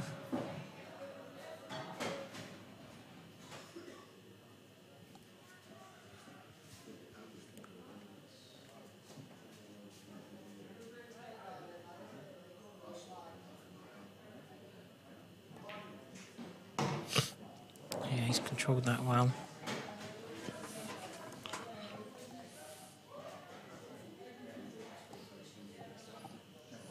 What time did you get here today then, Mike? Well, we stopped off in Tavistock for a fry-up. Okay. Which was nice. Jez, you didn't get far from Plymouth then before you had to stop. We went to Wetherspoons and Towie, and Jez actually spilt... Jez was going back to the table, because it was quite a long way where we were sat to the actual bar. And it was like self-service for like the coffee and stuff. And Jez has got two... He's got like coffee and like a latte or something like that, and he's gone back and he's slipped, and the coffee's gone everywhere. Oh, the latte's dear. gone everywhere. It's quite funny actually, because he said that he slipped on some. There was like a slip. There was a previous spillage, and he slipped. Okay. Luckily, he didn't like hurt himself, obviously, and they wouldn't like give him another coffee, because they said because he spilled it himself, that's his like own doing. It was really funny, and Jamie, Jez's brother, took a bit of an exception to that comment and wanted to find that he said that, but we all sort of walked out then, because we were waiting for Jamie to embarrass us all. But it was quite funny at the time. So that double is that's won him this. That's got him right back in it. And there we go. We talked about sort of game changes. That has stopped the. Fourth frame. I'll put my teeth back in. The 4-frame winning streak of Darren. But Darren does have the break now, so he's got the serve. Yeah, he's got to get this one, and he's on the straight.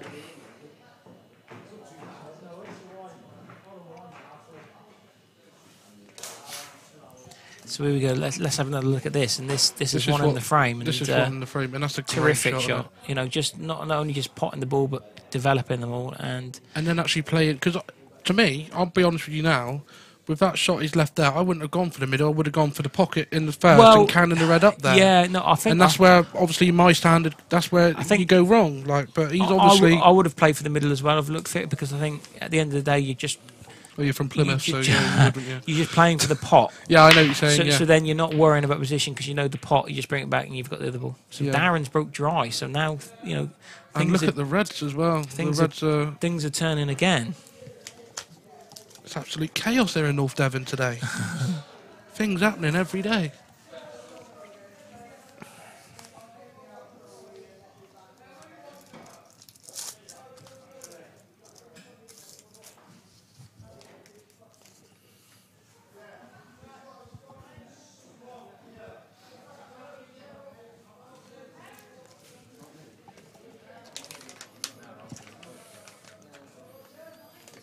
Joe's having a good look at this now and trying to find out what's the best route for him to take all these, because they are all on. He knows he can do it. Yeah, it's just getting his plan together.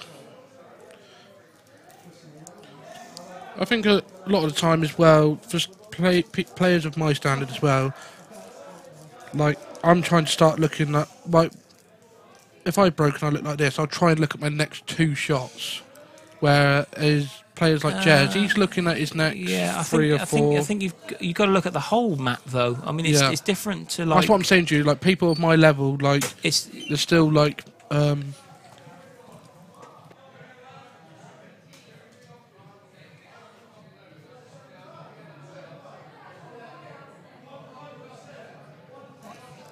I was saying about like the break from like snooker. In snooker, it's different because snooker players are like you say, thinking like 2, 3, 4, 5 shots at a time. But in snooker, you have options. It's like you've got 15 reds, you've got 6 colours. So in like pool and like spots and stripes American pool, you have to pot all of that set and then like the opposite, the black or the 8 but whatever at the end. So it is a different game completely. If hopefully people understand what I mean. But in snooker, you do have sort of more options, but in both snooker and pool, as the frame progresses, it can get. Oh wow! Jez Graham, wow. He did take a long time. Wow, that's just the lack of concentration. And all of a sudden, he's missed. So Blackpool now. Darren just got a pot. Well, it's open table anyway. Right, okay, now, so once Darren pops one ready, Fred. Right, okay, yeah. So we do have the first result in. Yes, we do. On table number 2. Go on, Mr. Littlejohns. Well, let's just say that Peanut the dog will be very happy. Yeah, Hayden Pinney is in the final. He won 9-5. He's here with us now. Hang on a minute, Mister. You can come in here and have a chat with Daisy a minute while I just go out and have a... I don't really want to talk to him, but... I'm going to let Hayden come in and have a little talk. Yeah, so Hayden come back, I think, from 4-2 down, and he's about just getting wired up. He's not wired up in the head, but we're going to wire him up with a headset and see where it takes us. So, the first finalist of the inaugural 2017 North Devon Blackpool Masters is Mr. Hayden Pinney. Hayden, well done. Thank you, mate. Well, I can explain it is I'm doing a Leicester, I think. Yeah. 10-1. Jesus. Yeah, things got better from our. So you were 4-2 down, is that right, against Jamie? Yeah, and literally just played really well. In the end, he missed a couple of chances to go 5-2 up. Ah, right. Okay. And then I've just sort of, well, not steamrolled him, but played really well. So, but sweating. So did you improve on? I mean, you took a great against Josh Durant. We were watching on the stream. You potted a fantastic yellow at the end to win the match, but the standard wasn't great. No, but so we just, I presume you upped it. We both played. But he played well at the start. Didn't miss the ball, and I've had to turn it on. But the first game I've played really well so far. Yeah. So hopefully I can. Hopefully I got some left in the tank. Yeah. After I let you off the. Anyway, I was off after that. Yeah. But it was towards the end of the game. Yeah. So who do you want in the final? Do you want do you want to play somebody? I mean, I don't mean in a disrespectful way. Obviously, they're best mates. Does somebody's game suit you? Do you prefer playing against either one? Me and Darren is about.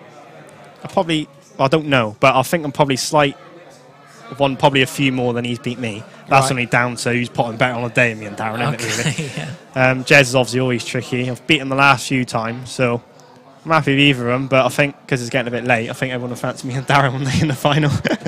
Well, we're really happy because we're going to be home by midnight. Yeah, you know, we're going to. I mean, this has only got a couple more frames, but I don't think me and Darren's played in many big comps like this, so it would be nice to to play him. Could be quite a good final if we both play well. I don't know what you've watched this, but this has been like blocks. They've been like Darren was 3-1 up, then Jez has won 4 or 5 in a row, and then good standard. And then Darren's it's been very good. A couple of sort of surprise misses, but on the day they've been breaking really well, and the balls have been there, so they haven't really. Jez has played a couple of really good sort of like back doubles to open things up and stuff like that, but he's bonkers on the doubles, as we know. It's been good. Yeah, I'm well happy with the way I'm playing. I'm happy with anyone really, but wow, that's a collector's item. That's playing with side again. I think a few of us been caught out on the new cloth today. When you put obviously the side on the new cloth, it throws out wide first too much. And I mean, it's nice having new cloths and they play a bit slippy, but a few times. On this game and like I think in your game as well beforehand, because you're so worried because it's a new cloth and it's so quick. You're worried about underdoing something or overdoing something.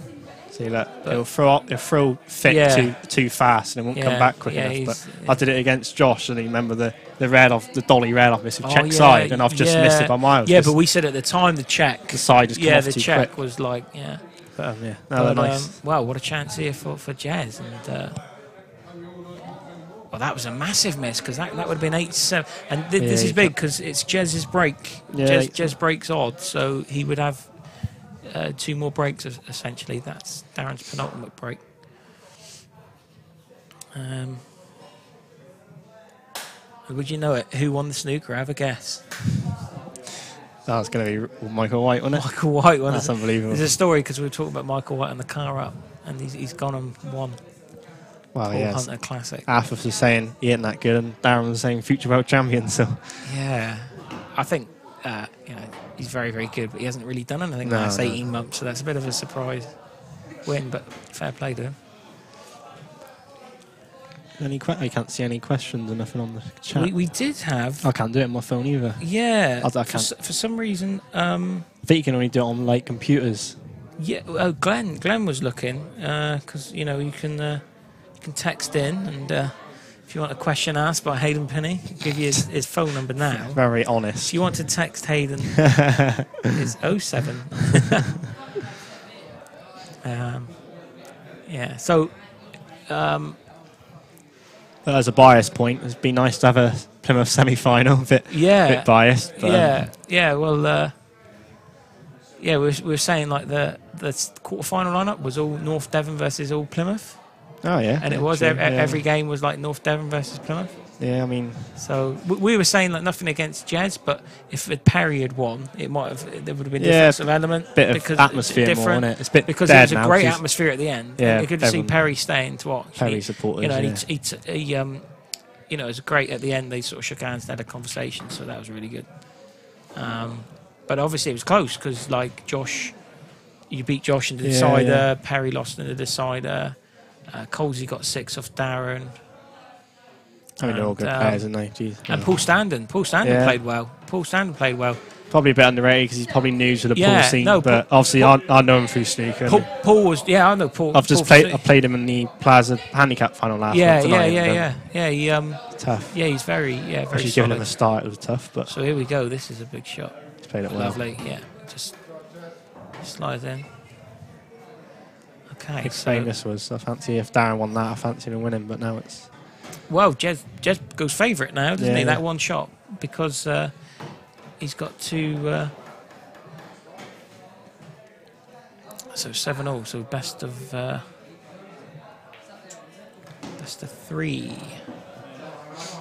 I guess we're here to promote beer production as well, and obviously they've got doing the players. Championship again in the weekend. There's massive competition. I've managed to make someone stupid enough to back me. Yeah, so. Well, you can back yourself now. Well, yeah, true. I won't tell Chalky that, but yeah. No, I'll look forward to it. Bit him off. Right, so you can see here he has just grazed the cushion. Like yeah, they're playing a little bit generous. But we were saying that with a new cloth and the sheen on it, it just slides in. The same with like a snooker table. I mean, I don't think they've been brushed all day either, so they're still playing quite well. No, that's true. Yeah, I don't think they bought the thing for it. Yeah, they tried the schedule. They're going really well. So this, this what was the final supposed to be time wise? It was we're a little bit late. 9:30, I think. Was it 9:30?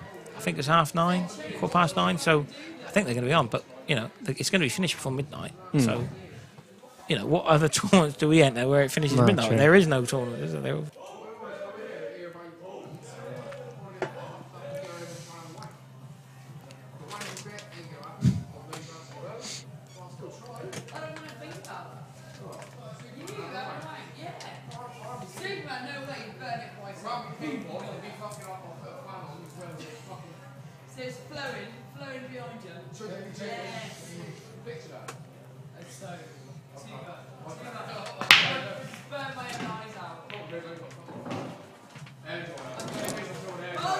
Yeah, I'm not sure how well Greg done today on the odds. I don't really know if he's up or down. Well, we were saying that if like a favourite, I know there was 3 joint favourites. There was Jez, there was Greg and Josh.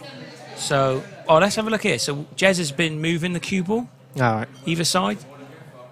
He hits them well. He's actually hit it well, but previously he was struggling hitting them in the middle. They weren't breaking up.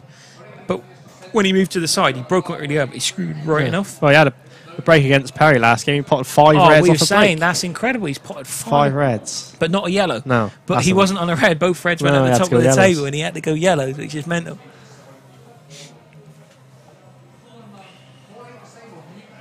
But, Jez has usually got a good break. Our break's got a bit better for the day. We both weren't breaking well in our game, we early doors. But no, I think the table didn't out upstairs. The table was okay. I wouldn't say it was a bad table. No, it's not. But I'm gutted that it wasn't on one of these tables because I think I would have preferred that. But against Josh, it still wasn't great. But against Jamie, I broke well. I only had a couple of dry ones. Well, I think that table looks nice table, doesn't it? The one you just I don't know which one I've played on both now, so I don't know really. I think they're pretty much the same. But I think this one here. No, sorry, the one by the window was a little bit more generous than this one. Right, okay. We went down someone was saying one of the pockets were a little bit more sort of forgiving.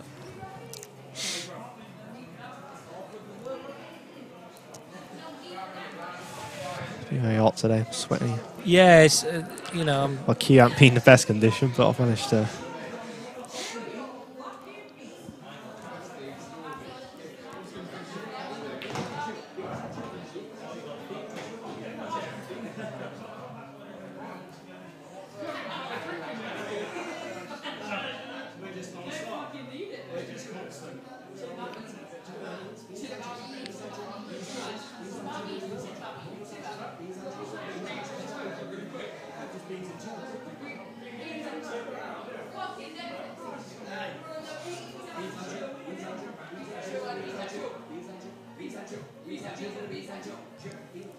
Someone's rapping in the background. Yeah. Can't beat that, can you?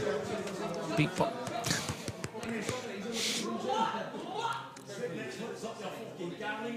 It's good atmosphere as well today, isn't it? It's not been like there's nothing nasty been going on. I think if you think of a pub straight away, you think, maybe a bit rowdy, but they've been respectful, I think. Yeah. And they got really behind Perry, and I like that at the end. They know us, don't they? So it's not going to be a little. Yeah, but they like the regulars here, I guess. I thought it could have been a problem with obviously bank holiday and just a pub. But credit to the anchor for putting this on a bank holiday because they're busy anyway, I should imagine. But having this on, I think it's enhanced. It's been good for everybody. So Jez has actually left this a little bit awkward. But I fancy it. He should be okay. He's very good at bridging Jez. I'll probably jinx him now, but he should be okay. He's very good at him. Probably one of them. He's just going to have to dolly this. I've jinxed it. Oh, I was like, I look wide then, isn't it? He is, and now he's perfect, actually. So wow, this has changed again.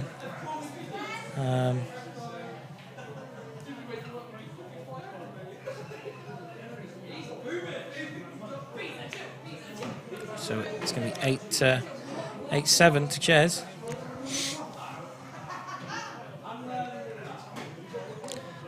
yellow miss for Darren could be costly now. Yeah, well, I mean, he would have been Yeah, 8-6 up, and you know, he's 1 foot in the. The thing of the standard of this sort of competition, you miss one ball, yeah, it's a turning point. Yeah. Especially near the end.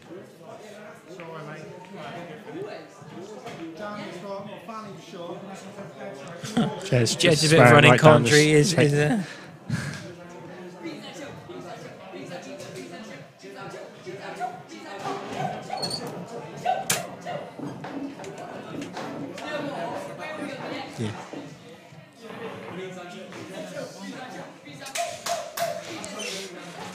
So then, one away from the final, and it would be a Jez versus Hayden final. If Hayden's here, he's already banked. He's already on £400. Ooh. Tell the tax man or your backer. Yeah, backer. I've been in touch with your backer actually this afternoon. Yeah, I'll try to watch. The backer has messaged me. So here we go. So that's a chance for Darren. He's made a ball. Right. And it's not bad. It's not bad. Not bad. I think he's got options here. Yellows, but I don't know. I think he's okay. I think he's got options here. Didn't look that great. Look at no, that. He didn't. He didn't. But he didn't. Still split him well. Yeah. Could he probably? I don't know if the yellow goes. Bit of a crazy shot, but the yellow goes. Maybe he could pot that and try and get the 2 yellows off the cushion with a bit of left-hand side. What, you got yellows there? Well, no, I'm just saying if the yellow goes, but if you look at the reds down here, that one don't go. But then obviously you could play the one in the middle. I think he's got options though, hasn't he? I think he'll go reds. I think. Yeah. But I mean, first shot here, he might be screwing into them. He's just got to play one. He's screwing into them, yeah. Straight away. I think he needs them moved straight away. Yeah. He's unlucky. It's unlucky, really. That was a really dodgy ball. Yeah, I think he wanted it a bit flusher. He kind of hit the red sort of. It could be right for Reds blocking that yellow at the top. He's in control. Yeah, still. He's in control, but we know Darren that he wants to get it done. I don't know. I think even this is pushing the boat out for him. Yeah, I don't know. He's looking at it to go. Don't know he's going to get there, but wow, yeah. How is he going to play the double and jack up and try and sort of stun the ball down? Yeah, it's not a bad shot of the way it was off the cushion, isn't it? But on the cushion. Yeah, on the cushion, you're only going to hit the top. Unless it goes in the corner. Well, it may go in the corner. He could put a bit of top on it, but.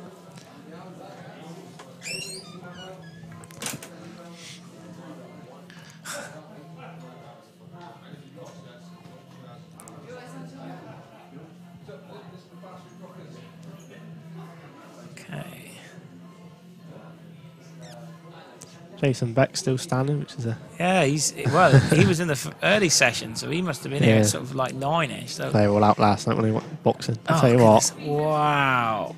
That's the only... I was unlucky. He didn't catch a jaw. That's unbelievable, isn't it? Yeah, to play it that way.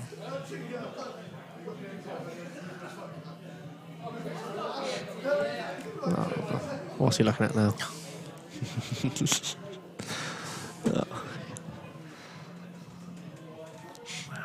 Some people love playing down because he's gonna push the ball out and have good chances. But yeah.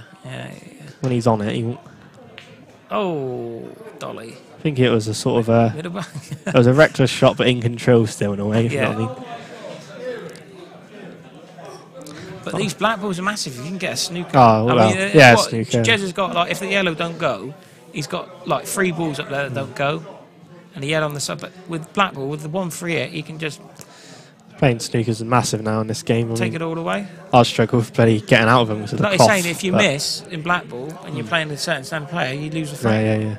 Play one good skill at the free shot and then... I don't know where he playing this. Was he playing the double, do you think, in the end? Yeah, I think he was I don't think he could have cut it. He almost fluked it, but yeah, well, that would have been a nice fluke. I wouldn't be surprised if Downey's... Well, he wouldn't have been happy if he fluked it. He normally has that little bit of rub. Well, we know that. Do you think it's going to be an advantage that you've got, you've had sort of 20 minutes, half an hour I think probably is the best cool down, isn't it? Yeah, hopefully play well again.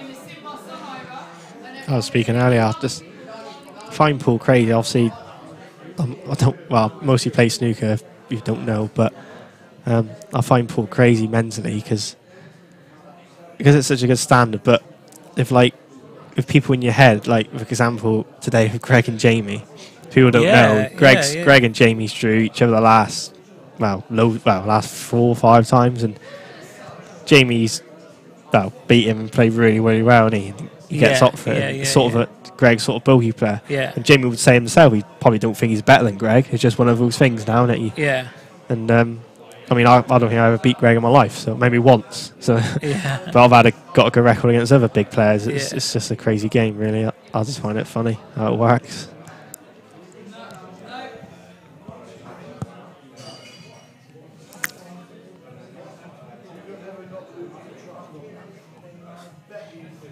Dan's looking at you. Maybe cushion first into the yellow. No. Yeah, he's coming up with something. Oh my word! Hopefully we got a replay on that, because that's incredible. incredible. There we go. Let's get this on replay, Paul. He has played it like that. Yeah, he's gone cushion first. And oh wow, what a shot! That's like a high. Hopefully I don't beat my views. There's Chris Mellon, eat your heart out. Wow. I mean, it's a shot people play a lot because it's so far down the cushion. The pace he's played. He's absolutely played it. Absolutely perfect. So he's locked it in. He's got a problem here. This is a tricky little plant. It looks easy, but but because it's thin, the white's obviously coming back this side. Yeah. This could be his last shot he plays. He's got to catch it on the left-hand side of the red and get the white come back twice. And is he? Wow, he's played that. He's played that as class, but it's unlucky there, really. Yeah, that's as bad as it could have come out, really. I think maybe he can hit the right side of the white. Well, he'd be happy with that, wouldn't he, if he could? Yeah, I think it's a bit poking out, isn't it? No, I think he's probably a bit here. Not lucky there, because I think he's looked at that plant and it's gone over there. Must be one of Darren's normal finishes as usual. Being slightly slippery, he might have got the. Yeah, I think. There you go. Oh, that's unlucky. Wow. Okay. Good. Not a bad finish. Makes it. Yeah, I think because the balls he's potted here. I think he makes it. He's probably feeling good. I almost think a back double's easier than. Yeah, it is. I prefer a back double playing across it. I think the clearance he's had. I think he's probably. Bottom one. Yeah. No, he's missed it. Yeah, I played at plain ball, but then you always have that problem with the two cushioning off the middle. Yeah. That happens a lot, doesn't it? But you play with a bit of side. That's probably his last shot. Yeah, you would expect so, yeah. A bit lucky there, he deserved that clearance. The balls he missed it straight away, didn't he? Get Jamie. Jamie was devastated he missed. He don't want his brother to win. I'll make sure of that if he gets there. Well, Jez is probably looking somewhere to duck, is he, do you think? Or is he going for a finish here? He could go for the finish. Yeah, I think Jez obviously has that safety in him to play first and he gets his two, doesn't he, really? I think he's going to play safe at some point. I think he will. To try and win. I think he could play one now, mate. Well, I don't know. Maybe that yellow in the middle of the three. Push it down, leave the white on the side cushion. I know he's gone this one. Well, yeah, this is kind of... Well, I don't like this if he misses it. It leaves the black on off the yellow. Black off the yellow, yeah. He's made sure to get over, but I don't like that shot. I'm not sure he has, you know. I don't like that shot. I don't either. That was sort of like he was giving up on the shot already by playing sort of safe. You might as well played a snooker if you're going to do that. That's what I think. But you can see there he can clearly hear. It's not nice when you're playing it back like that. If he's straight on it, it's nice. But he can make the shot. I think as long as you're at the yellow, I think you're happy. It should go in, really. Yeah. At worst, he might just cover the back. No, too thick. And the whites are off. Gone as well. No, okay, well that really should be over now because there's everything. Jez doesn't even need to use his free hit for anything. He's just gonna. I think the positive Darren's got take for misses.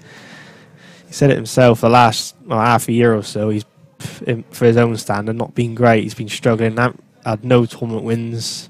Nothing really. It's been tricky because he's been like on the IPA tour, like professional. First round because he's new professional. He's had like the tough draws. He's had like Ronan McCarthy or Gareth he's had a few wins, but like Jordan Shepherd or like, do you know what I mean? Yeah, not the stand he's used to, but hopefully it'll come back. But he'll be happy in the end with semis. He said he was light. He said he'd lose in the first round, but he'll be happy with the way it's gone really.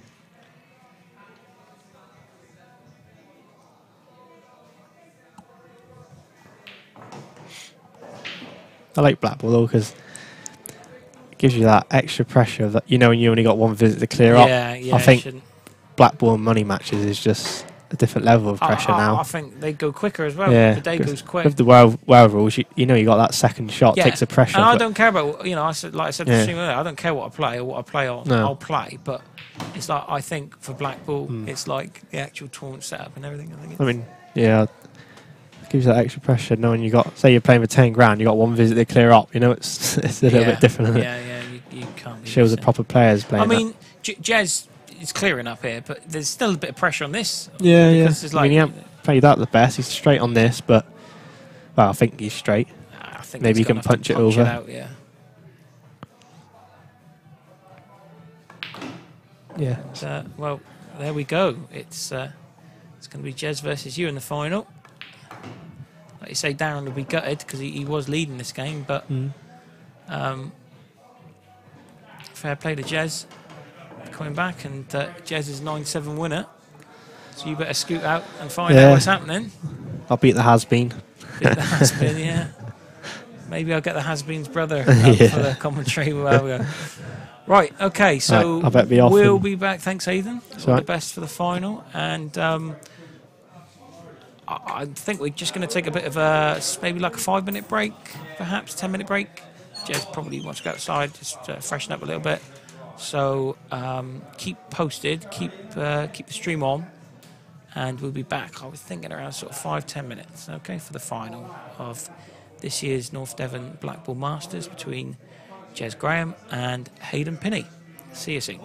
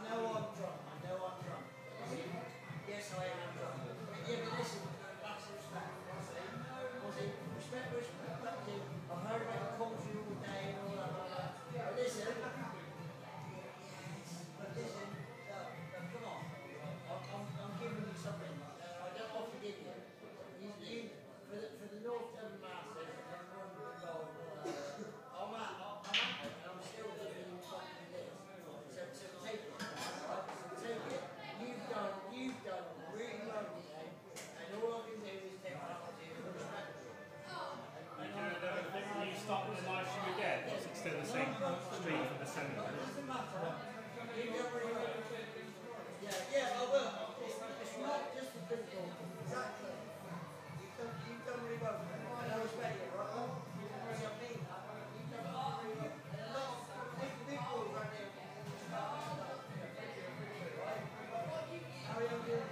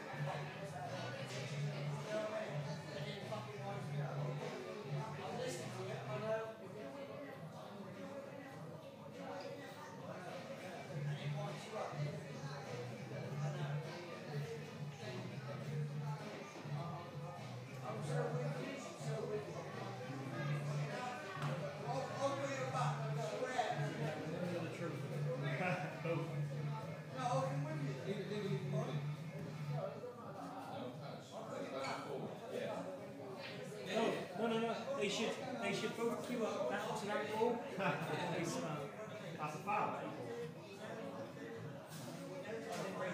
Oh,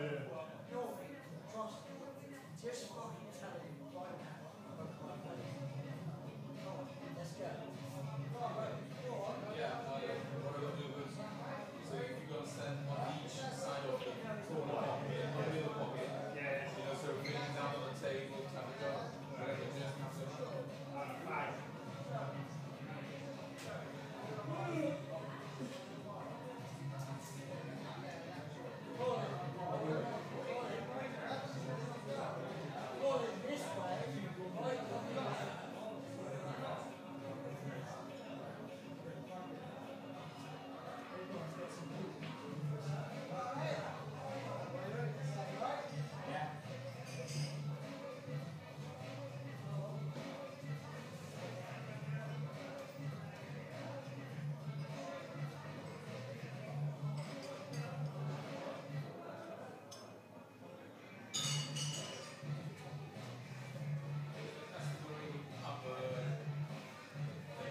No, look, my cube's only really smooth, but you look in this like place, it's really damp. The cube's hot, really sticky.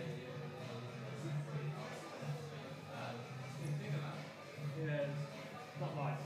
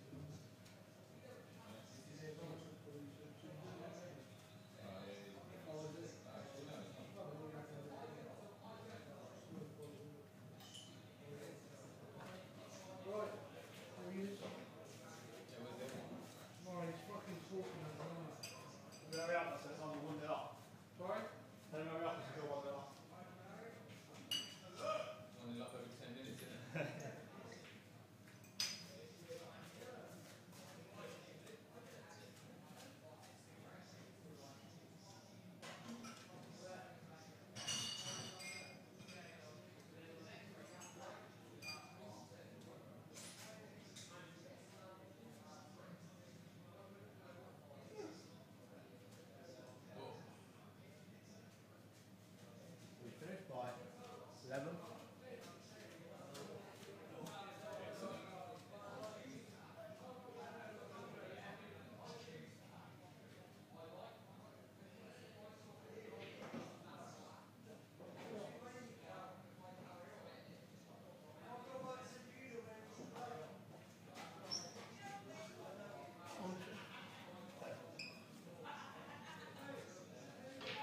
Right, it's you and Mike Day in the final. Fair commentary, you don't have space in the final. Take a photo. Do you want to cue Try and get a photo of it. Just bit away.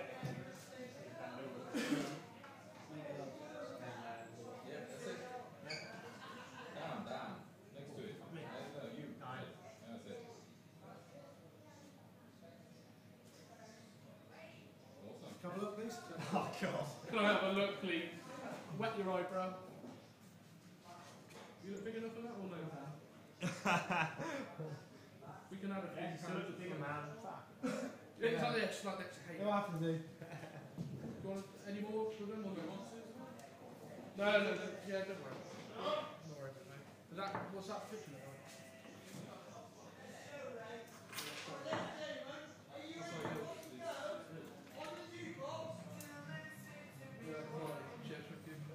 Right, good luck, boys. Don't take your time on shots as well, rush them. Now, all the best, right, lads? Cheers.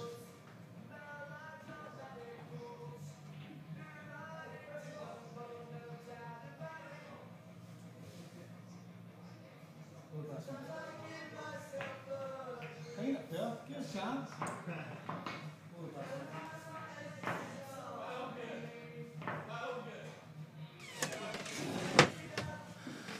Okay, so this is the final of the 2017 North Devon Black Ball Masters. The first, the inaugural edition of the event. We've had a really good day's pool here at the Anchor here in Bideford. 16 players started. We're down with 2 left. Finals an all Plymouth affair between Jez Graham and Hayden Pinney. Winner's going to pick up £800. The runner-up £400, not bad for a day's work. On paper, you would say Jez is just slight favourite. He did start the day as one of the 3 7-2 favourites for the title. So you would say on that basis he's favourite, but Hayden, as we know, is a very capable player, and he's certainly fancy his chances of taking the title. So anyway, Hayden won the break, he won the lag, and as you can see here, he's not taking much time to take these out. And in the blink of an eye, it looks as if it's going to be 1-0 to Hayden.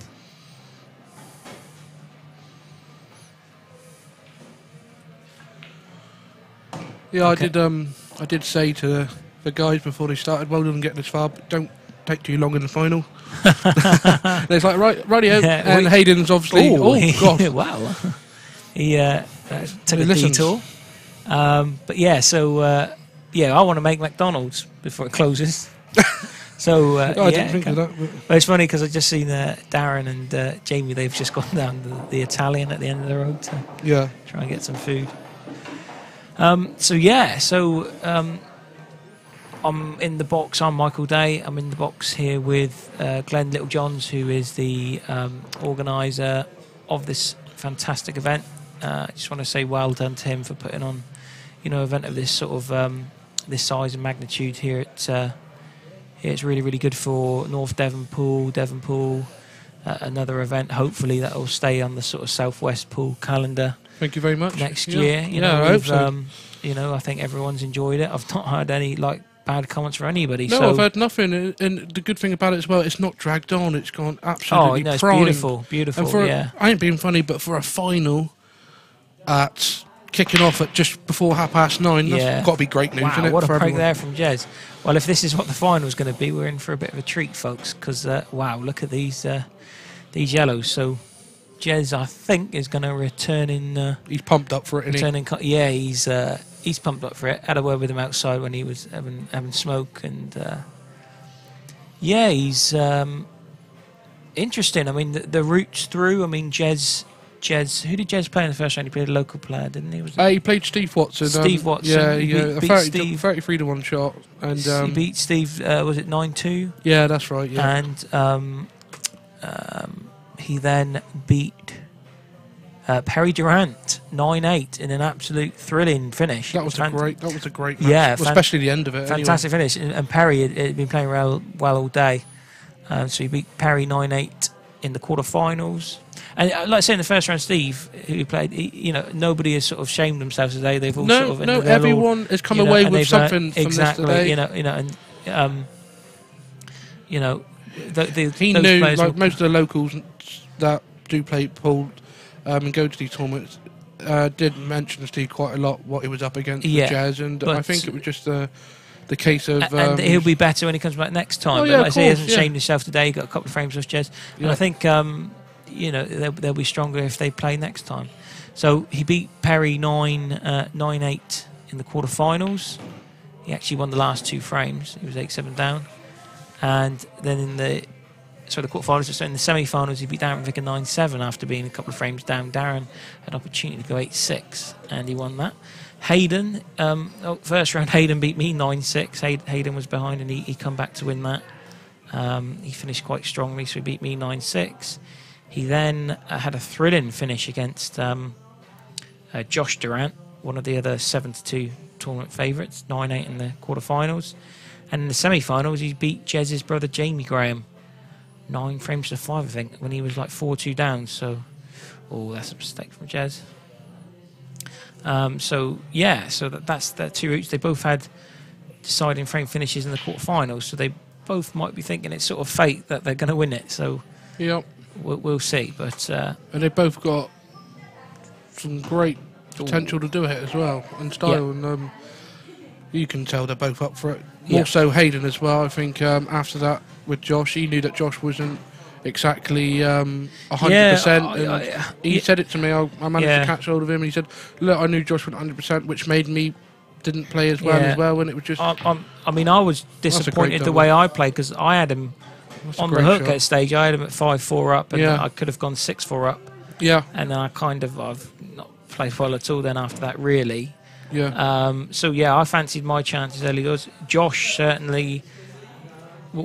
Hayden didn't lead at all in the entire match. He only led at 9-8. Yeah, that's right. At the end, possibly that was another game he could have lost. Against Jamie, he was 4-2 down, but then he was apparently he was supreme. He's not left that perfect, but you'd expect someone of Hayden's potting ability. I fancy him to take this one. To pot this.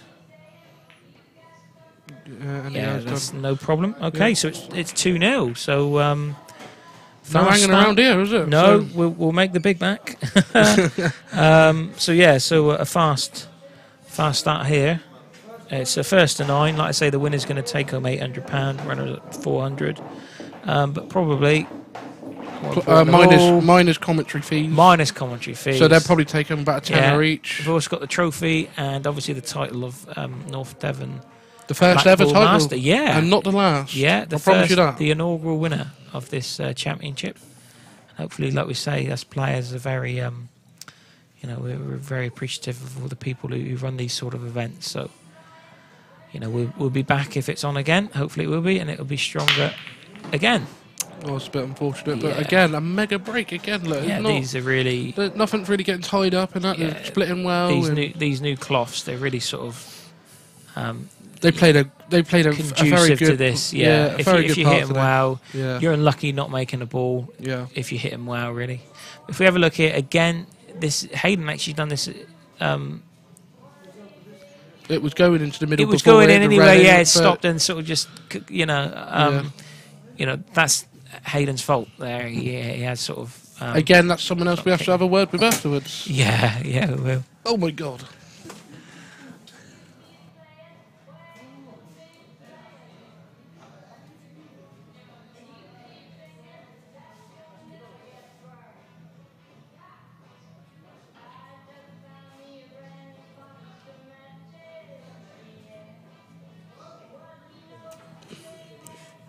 We just had our own sort of waitress service. We actually are in a box We are. You know, we're in the comms box. Well, it's a 9x6 room, but then when I'm in it, it does look like you're in a 3x2. Yeah. It's like a sauna in it. Yeah, it is. Yeah. But it's like a disused. Well, I guess. Well, it's a bar, isn't it? Basically, it's a small bar that the it's room. Very small bar. Yeah, it's a small bar that basically goes into the function room. That you can sort of like stand in the middle, and you can just turn around and touch everything. Yeah, you can touch everything. Yep. So, and there's 2 of us here, and it's very hot. It's very hot, but it's good because I prefer this. Because when I've done commentary before, I've sometimes been close to the table. Yeah. And I've had to speak like this. Yeah. That's right. Yeah. So it's nice to have a bit of freedom. And my hearing is terrible as well, so I'm glad it's like this. And it's nice to have a bit of freedom. So anyway, well, you know, Jez he doesn't need to, but he really wants to get on the board as quick as he can here, because Hayden is a bit like Darren in the respect, so he can reel or frame after frame quite quickly, and that's quite disheartening for an opponent. You know, they can be behind quite, very quickly. You know, they're in trouble. I want to see, you know, Jez will try and control the pace. Yeah. You know, he's going to take longer than Hayden. Maybe getting Hayden's head a little bit. Yeah, that's what Jez will do. I think Jez's done that a little bit towards the end of his match with Darren. Yeah. Darren will be disappointed, I think, because he did have chances, didn't he, in the end? Although Jez played very, you know, he had a chance to go 8-6 up. Yeah. And that was a massive at the time. We said that could be massive when he missed it. So Darren will be a little bit disappointed he's not in the final. But, you know, it's you know, whatever combination of semi-final winners we had, we will guarantee that, you know, a terrific final. So yeah. I think with the list of players that we I managed to get for today, it doesn't matter whoever got in the final. You knew it was just going to be a big final, and that's the beauty of this tournament. Yeah. It's not. Yeah. It's not like someone can fluke their way to the final when you think, well, they're not really a name that you would want in there. Handicap tournaments, when you're playing, they're brilliant. You don't get me wrong, because that gives the opportunity for everybody to play. Oh, of course, in the same tournament. Yeah. But with this, when it's scratch, it's like all very, very good players. Yeah. You're always going to get like really, really top lineups, and sometimes you might not get that in like handicap competition. That's not being disrespectful to player on like lower abilities, but you know, people at home will watch like these matches, because do you know what I mean? Because it's like, you know, big names in our area. Some of the names I had lined up for coming this as well, and this was even further than Southwest. Some of them even agreed. Like I can mention a couple. Like I had Ben Mackey. Yeah, he was up for it, but something cropped up with him. Unfortunately, he couldn't make it. Clint Ianson. Yeah, Clint. He even agreed and said, "Yeah, I'm up for doing that. That's fine." But with the boxing coming into it as well, I think Clint. You know, it was a weekend of boxing for him, and I didn't think he wanted to watch that and then travel down. It's a long distance for him. Yeah, I was about to say Nottingham, I think it is for him. Isn't it? I think when they see where we are on the map, yes, like, exactly, yeah. You know, they don't maybe want to travel farther down than Bristol. So. I did. I'm not going to lie. I went through the IPA list of top players, and then I messaged literally quite a few people, and because I just wanted, you know, big names in it as well. And I'm sure they appreciate that, because most of them were you know, brilliant. They were there like, thank you so much for asking us. It is a bit far to travel and everything like that, and for that sort of money, it's not worth the travel as well. Because you can understand, which is fair enough. Yeah, you know, when you got tournaments like Lee Kendall where he's offering £10,000 and he pays out like last 32 at £500, and it's 350 entry. That's worth entering for, because you know that you got to. You know, if you're not going to get the final, at least you're going to make your money back so far if you don't get as far, and stuff like that, which I understand completely. And so Jez has gone back to the middle of the table, but nothing.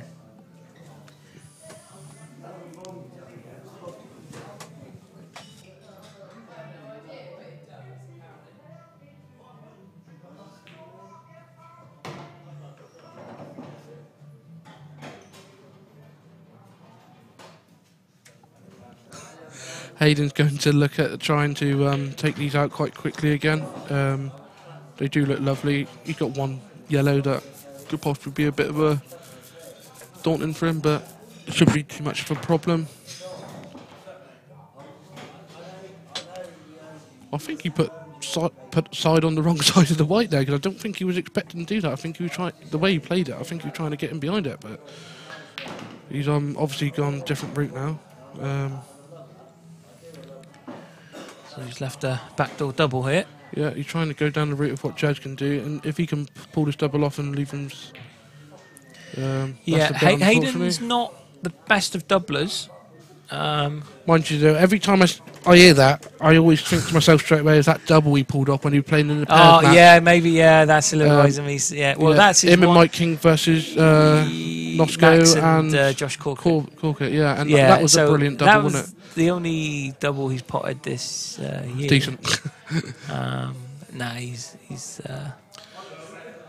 so again, Jez is playing a contained safety, really, that we don't really see much, and I think because he's on the back foot again, which he has done for his last two matches, nice, he realises that he can't just go full probably realises that Hayden's potting ability and the sort of pace that again he's playing a play that he knows inside out, and he knows if he leaves something on half ball, he may not be back at the table. Just a big thanks to everybody who's tuning in. I don't know how many views we've got. I'll have a look, see if we've got any more. I'll put it on the my Q view, and put it on Twitter and a few things. So thanks for tuning in. If you are, really appreciate that. It's Beard Productions are the people who are making this possible. These images you're seeing now. Yeah. Paul and George, the team, they've. They were here yesterday, put a lot of hours work in to get this arranging. It's more actually the sort of ground preparation work that you don't see. And they've been absolutely grand. Yeah, absolutely grand. That's what you don't see, and it's big shout out to them. Like I say, big shout out to Glenn, sat next to me here for organising the competition. Thank you very much, mate. Big thanks to all the sponsors. Yeah, they've been absolutely good, and I'm hoping that some of them are tuned in today. I know a couple of them won't because of work and stuff like that, but hopefully people like John Gifford, John's a good bloke. I've kept my promises to what I said that he'll get for his money, and I'm hoping that the next one he'll look into it and maybe a bit more, and it's worth every penny. The sponsorship worth every penny. This is going to grow hopefully, so we can. Definitely, and hopefully the sponsors that have sponsors as well, that they would look into it and maybe think, you know what, next time we will do that bit more because it's worth it. And a big thanks to the venue as well. The venue's been fantastic here at the Anchor. They've done very good on the roast dinners today as well. I didn't get a chat. I didn't go for the dinner today. No, I missed out. She's boxed me one up and left it in there, and she said, I've done you one for 1 o'clock, and it's now 10 to 10. I still haven't had it. It's a mix. It's a mix. Oh yeah, she does all selections of meats and that. Yeah. I would have had the mixed grill Sunday lunch. Oh no, it's not a selection like that. She just does roast, and that's it. It's not an actual menu. I'd have had a bit of meat of everything. Yeah. Well, I've just had a look now. We're on 95 viewing, watching. Can we get over that ton, please? I would love to. Not for my sake, not for Mike's sake. It's for Beer Productions. It's for the sponsors. It's for the players. Can we do that? We've just lost one, so I shouldn't have said anything. Yeah. But good hit from Aiden there. You're always going to pick up more viewers when it's a final as well. Yeah, and especially like with like this. This will be on YouTube. This will be archived as well for the future. So. That's it. Yeah.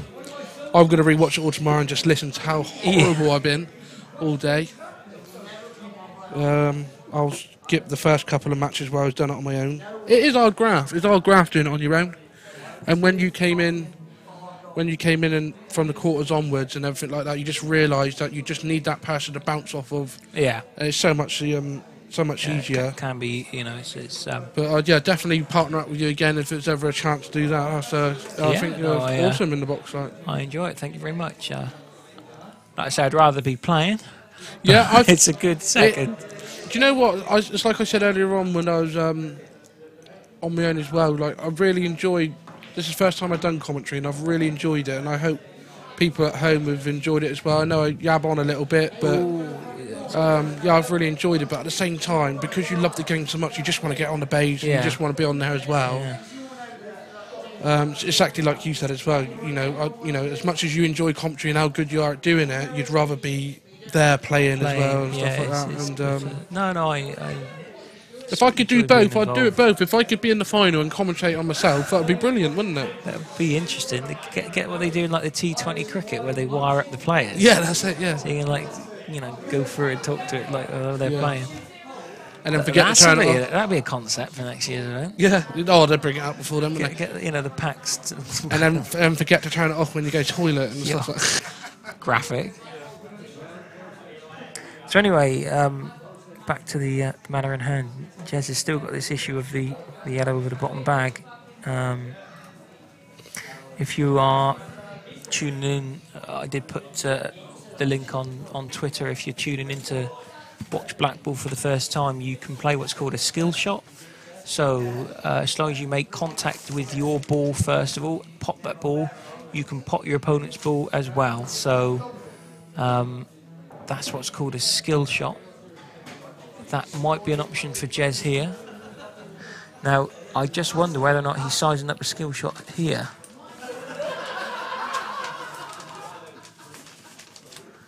If he's looking where he played the red onto the yellow. Obviously the yellow would pop first, but the red follows it in. That would be a legal shot because he would have hit his ball first and he would have potted his ball, so effectively anything goes, as long as obviously you don't pop the black early. That's okay. It's good to see that the locals there, they've come round to watch the final here. Obviously, with 4 semi-finalists from Plymouth, they didn't have any local players left in come the last 4 stage, but they've been very respectful of the players all day. The hospitality's been fantastic. Yeah, that's what it's all about around here, really. Like, we have got a good community of pool, and I think he is playing a skill shot here. Is he playing the skill shot? Oh, he's going to have to hit this well. Oh, well, he actually... Oh, it rocked wow, a bit, it was moving. Yeah. He was actually playing it off the red after. So that wasn't like that was quite a clever shot, would have been if he got it. Yeah, it wasn't a traditional, like, what you say, sort of skill shot.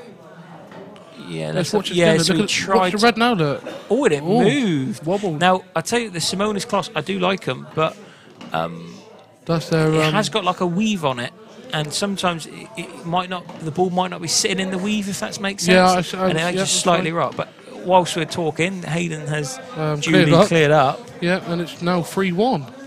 So again, if you're not familiar with black ball, Jez obviously fouled there, and then you have what's called a free hit. So Hayden could have asked for the cue ball to be picked up, and he could have played the white anywhere behind the bulk line. He could have played the white where he was, which is what he did, and he can play any ball on the table, as long as it's a legal shot, as long as he hits a cushion or pots a ball. Yeah, and if I'm just to clarify my here as well, Mike, when you're playing IPA or probably top money matches and stuff like that, when there's a foul committed and you want to pick the white up, you actually have to have your opponent pick it up. So is that right, or is that an actual rule, or is that just more of a? I don't think it's actually in the actual written laws of black ball. Right. Okay. You do have to ask for the laws of black ball say you have to ask to pick the white up. That's right. But there was a rule. Another great break, by the way. Just glad, There was a rule at like international events. I know that where they had to actually physically get your opponent to pick the ball up. Yeah, right, yeah. Because it's almost so similar to... which I'm not sure is that practical, but... Right. Because almost... On the RPA tour you don't need to, as long as you get acknowledgement from your opponent. Right, okay, that's fine. That's okay, but I am aware, I know at sort of international level there was a sort of a rule implemented by them that they wanted the opponent to... so it's not officially a rule then, it's just one of those... No, I don't think it's actually in the rules. Okay. Well, if it is, we're not playing the rules properly, but I think it was just a rule sort of implemented by the international sort of the setup. So, I mean, it's interesting if that was the rule that your opponent has to pick the ball up, because it means they've just fouled. So the last thing they want to do is go and fetch the ball for you. Exactly, yeah. yeah. You know, they're fuming that they've given a free hit away. Yeah. So can you get the cue ball from me? Because then that would be under frame then, wouldn't it, officially, wouldn't it? Because it's a... a deliberate foul. It'd be a deliberate class as deliberate. There's some weird and wonderful rules. Yeah. I'll tell you what, there you can see in the background there next to Nick Chalk, Tony Woodruff. He supported the Bideford Pool League for a long time. Good on. And when I say support, I mean he's played in a team, and he's a very good player. And people like Josh and Sean Gifford and all that lot are trying to get him in on Blackball because he's a very good potter, and Blackball would suit his game more, I think. Mm-hmm. But it's just a shame, like a player like that doesn't really want to, not so much be bothered because he hasn't got the time, but just like get in on a tournament like this because I think, again, like Paul Standen, it can be an upset. Mm-hmm. But yeah, hopefully. I think it's funny with the Blackball issue. I was speaking to Jason Twist at Jez Graham's wedding a couple of years ago, and it was quite funny because we were talking. I was drunk at the time, and I went over to Jason. We had a chat, and he was saying like 25 odd years ago, he was convincing people. Is it Ilfracombe he lives? That's right, yeah, Ilfracombe, yeah. He was trying to convince people to move to world rules because back then it was like the old EPA. Yeah, where you could roll up and not touch the cushion. Yeah, and he was trying to convince people, oh, you want to play these rules, he's better. And he says, sort of 25 years on, he's now trying to convince people about Blackball rules, but he's winning people over and stuff. And again, what the point I'm saying is in Plymouth, like 5 years ago, we didn't know what Blackball rules were. No, we'd never have heard of them. Yeah. And a few people were sort of sceptical. A few of us started playing. Yeah. You know, now everybody sort of down in Plymouth plays it. Everyone just thinking it's the way forward now, isn't it? It's just moving around, isn't it? You know, and that's not being derogatory to world rules or any achievements, world rules, but it's just, you know, I think the progression of it, I think it's just going to get bigger and bigger. Because the EPA still have a grid setup. Yeah, they do. Well, you know, it's tricky because the EPA run fantastic events. Yeah. But again, not getting political, but. And we don't want to get at this time. No, I'm not getting political. But you should have been with me this morning at 10 o'clock and we could have started that. But, yeah, I mean... Yeah, I think we haven't got bogged down today. You know, the schedule's gone great. The games have been entertaining. Yeah. It's the only issue you can have with world rules. One of the issues is like you can have a protracted, really long frame that can last sort of around half an hour. I've seen frames that last an hour at world rules. You're not really going to get that in Blackball, so that does help sort of tournament organisers yourself because it only takes one game, one match to completely screw the schedule up. And to be honest with you, I was worried about that this morning when Josh and Bexley played because they started at 9:45 and it got to about 12 before they finished, and I was like, right, that's put me at least 40 minutes behind on this stream table. But then like it was interesting because Hayden and Greg and Jamie were on after us, and their game went 9-7. Yeah. So they had 16 frames. Yeah. So those two matches, there was quite a lot of frames. But the matches you would at least expect. The other frames have pulled it back. That's the a other great match shot, that was a great shot. Yeah. So it's amazing. And then obviously the round last 8 as well. Obviously we got 3 tables but 4 matches, and I think a lot of people here were curious to why I said put 3 matches on and leave one to after. Sensible, yeah. I thought it was quite a wise move to go, but especially when you had like Colsey and Darren McVicker drawing each other. Yeah, you had a safety net there. If the game did go over, then you had another table. So I think that was wise. And at the end of the day, that was the draw. I mean, they and it worked quite well, to be honest with you as well, because like Darren and Colsey's game went quite quick, and it was fortunate enough that the next game went on straight after. So yeah, I think so we got away with that, and it worked quite well. So I'm happy with that. A big shout out. I'll give him a shout out because this is what he wants. To Pepsi, the world's the world's most famous pool player, is watching halfway round the world in Qatar, where it's probably about 80-degree heat, and he's watching us and he's enjoying it. So hello, Pepsi. Big shame you're not here. I mean, if you're here, I'm sure you'll be in it. Maybe next year, Glenn can email you the dates, and we can have you over for the North Devon Blackpool. I did actually message him and ask him if he would like to come over and do some commentary. But he'd never looked at the message, so I think it's because we're actually not friends on Facebook. Oh, Pepsi. I have sent him a request several times, but I think he's waiting for my... well, he's been playing a lot of 9-ball recently. Pepsi's been doing all right in the old 9-ball. Yeah, but it has been recent, though, with the friend request, because right, okay. I didn't get really chatting to him until the Q's event. You know, when him and Jamie played. And what, Martin McHugh? Martin McHugh, yeah, and everyone was expecting, like, Ronnie Sullivan's brother, and out come Pepsi. It's quite funny because, for people who don't know, that there was an event similar to this at Q's in Plymouth, and there was a player entered called Martin McHugh, and we were like, well, who's Martin McHugh? We've never heard of Martin McHugh. And it was Pepsi. It was Pepsi, yeah. But he wanted it to be a surprise to everybody. But on the morning of the competition, he's put a big status on about looking forward to playing my first English 8-ball event in so many years. Blah, blah, blah. Oh, that's who Martin McHugh is. Yeah, we put two and two together. So he kind of ruined his own surprise. Yeah. But, yeah. He put on a good show, though.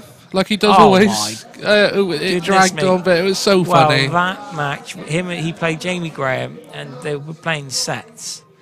Best of 7s to win a set and the best of 5 sets. Good shot there from Hayden. Yeah, and him and Jamie Graham's match. It was brilliant. It lasted well over 6.5 hours. Oh yeah, it went ages. It was about 6. It was at least 6, I'm sure. Yeah.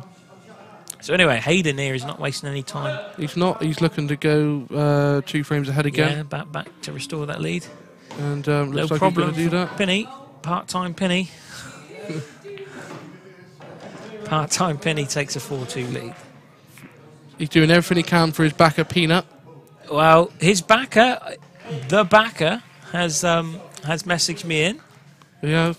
The backer does remain anonymous, but he's happy with the outcome at the minute. Good. Well, of course he is. Whatever happens, he puts in at the moment. Yeah.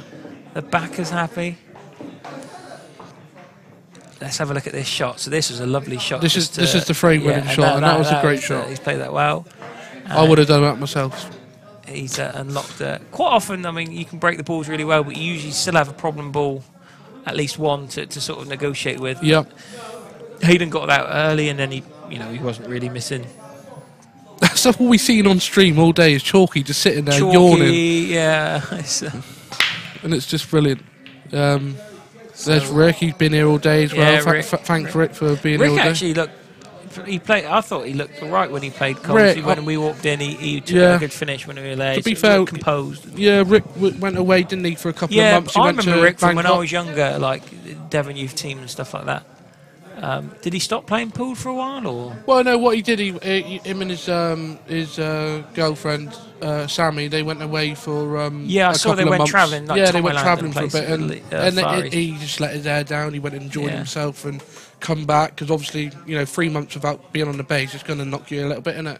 Yeah. And he come back, he was a little bit rusty, and then he put a couple of hours in every week on the table, and I played him 2 weeks ago in a money league match, and he was phenomenal. He just destroyed me. And that was the Rick that I knew. Remember, didn't Paul Bolston the last tournament put him on like +2 or +3? Yeah, his handicap got messed around a bit. Like when I remember looking at it, I was like, oh my god, you've been gifted, but it got changed at the last minute. Yeah, it did. Somebody did. Yeah, I think someone had mentioned it. But it's like Colsey was on +2. When he had a few tournaments ago. Yeah, and that's the one that he won it on. And I was like, +2? Yeah. Colsey can't be on +2. Yeah, but, give Paul his dues. He's got to try and give everyone a handicap. Paul, is he really... But to be fair, the reason he put Andy on +2 was because Andy hadn't won a competition down there. In fact, no. I'm not sure he'd even cashed. So you could argue that was fair. Paul was being fair. And it was fair, I think. And then, and then also Paul was the right thing to do to change it as soon as he won it. Yeah, so in the end, Paul was right. Paul's always right. So always right. And if the glove is watching... Does he watch YouTube? Or does he know how to work? He watches TV. He does. Yeah. Watches films and stuff like that. I'm sure someone likes him watching. Let him know that we're being nice. He's another legend of the pool world, Mr. Bolston. He is, yeah. The glove of love. And that was someone else that was umming and ahhing about entering this tournament as well. Yeah. Paul didn't enter the Q's one either, so maybe he's having the summer off. But he's going to play forever, Paul is. Well, his reason for not playing today was his daughter was away and he couldn't manage. No one could manage his shot, which is fair enough. It's his business. He's got to make money. So. Yeah, and obviously he makes more than winning this. Well, next year you're going to have to bump it up to 32 or something. You want to make it do a weekender? Yeah. Well, me and Lee Broad have talked about like the Q's events. I don't know if people remember the first event he done at Q's. That's a good shot from him. Yeah, terrific shot. It was over the weekend and Phil Harrison won it. Yeah. That was a weekend event and that was brilliant. Yeah. That was outstanding. I'm just going to jump here. If Hayden was to take this one top yellow bag now and try and creep that in, he's got the right angle to go into these two that are bunched up, do you think? He has, but I think the problem is if he goes into him, it will double kiss and stick on it. He's missed it, but he's happy covered the bag. So that's why he was trying to glance the side. If he hit that full on, he would have because stuck. The ball, he would have stuck behind it. But this is the shot. This is a great shot. Yeah, so again, that's another... we saw a shot similar to that. He wasn't lucky the way it come out, really. Yeah. He's looking to be aggressive, Penny, and I think that's that's his game. I don't think part-time Penny getting angry for Peanut. Big shout to Dominic Clements. Dominic Clements is watching the action. Hello, Dom. I hope you enjoyed it. Dom was the... that was another person. Dom, especially Dom, it was a bit late though because he done well in the queues. Well, he'd be a great addition. I mean, goodness me, he is underrated. I mean, Dom is fantastic. And I've already messaged him and I've commented. I was the first person to say, I can't be standing with slow players like this, but he even shut me up and proved me wrong. You know what I mean? Even though he lost to Josh in the final, I was gearing for Josh, but because he's local lad. But bottle. I mean, he's got amazing bottle. Yeah. And I tell you why, because he beat Dodsey. He beat Nick Dodd, who's people know who's a fantastic player. Yeah, definitely. Beat Dodsey in a Blackpool shootout. Again, and everybody was cheering down Q. I felt, well, that's unlucky. Didn't think about that. Now that's changed completely the frame.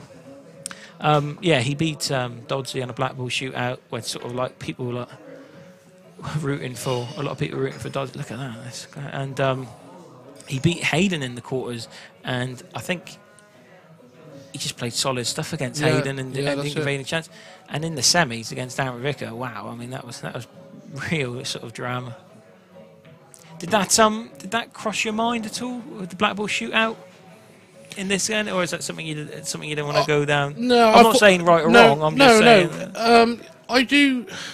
The thing is, see again with the old Q tournament and stuff like that as well. Cause I look at other tournaments for inspiration, and I know it was Lee Broad's tournament. He done it a very well tournament. I know he had to reschedule the semis and final for another day because it overran and everything like that. And that's just a learning curve because Lee knows that now. He's going to take it into account and obviously do a better job. In the end, I think it worked all right, actually. It still worked out quite well because obviously Q's had two very good days worth of takings as well, didn't they? But Greek George was happy. But from an organised point of view, obviously, like I was on the stream on the schedule. The schedule, the scheduling stuff like that, and obviously, like with the shootout, I agree with it. But I caught quite a few people that were saying on stream. I think that you have 5 goes each on the. It was interesting because I was one because I wasn't down there, and I spoke to Lee Broad about this. And again with Blackpool shootout, it's just a rule it's not a rule. It's just a format that the IPA brought in. Yeah. For the doubles of the World Championships. So they've implemented it and other people have sort of used it. But there's no written rules about the 5. It's just that the IPA, because I said that, I said, why haven't they gone spot to spot at 5-all? Yeah, and that, at 5. But I spoke to Lee Broad about it and he was right. He said what he wanted the pressure to build. Right, he wanted them to keep potting. And I could actually see that. Yeah. Because it did, didn't it? It was like... Well, I can understand that. But at the same time, even going spot to spot is still pressure as well again, isn't it? So either way, I suppose, you can see both arguments, both sides. But, and I just thought, to be honest with you, you don't need to imply the because there's no chance of drawing unless it went 8-8 and then do a black ball. Like, big and shot, also, I look at it as so if say like you're, I don't know, say something like you're 7-2 down and then you play you played really good and got it to 8-8 and then got let down by a black ball shootout. I think you should try and keep your momentum going and get that last frame. And everyone's got a fair chance. Thoughts, isn't there? Yeah, exactly. You can be forever and a day thinking what's fair and what's not. Good. And it's like good that, to have all these different formats and these different sort of events. I think it's really good. Right then, so it's 4-3. So we're technically back on serve because it's Jez's break. So 4-3, first to 9. Wins the title. And again, there's nothing in it. No. And this is what it's been good all day. And you know, I know a couple of the opening matches were a bit adrift from each other, but apart from that, it's been solid and close all the way through, and it's been good. That's what you want. Yeah, it's ideal. I just like it when a match someone doesn't run away with it, unless it's yourself, of course.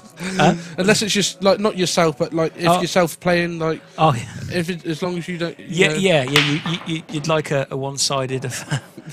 Wow! Again, a monster but break. Is the cue ball? Yeah. Black's on the cushion though, so that could. But certainly, let's have a look at this. So Jez gone back to the middle, so it looks like he's sticking with the middle now. Look at that. And the cue ball, that's what I was saying. Yeah.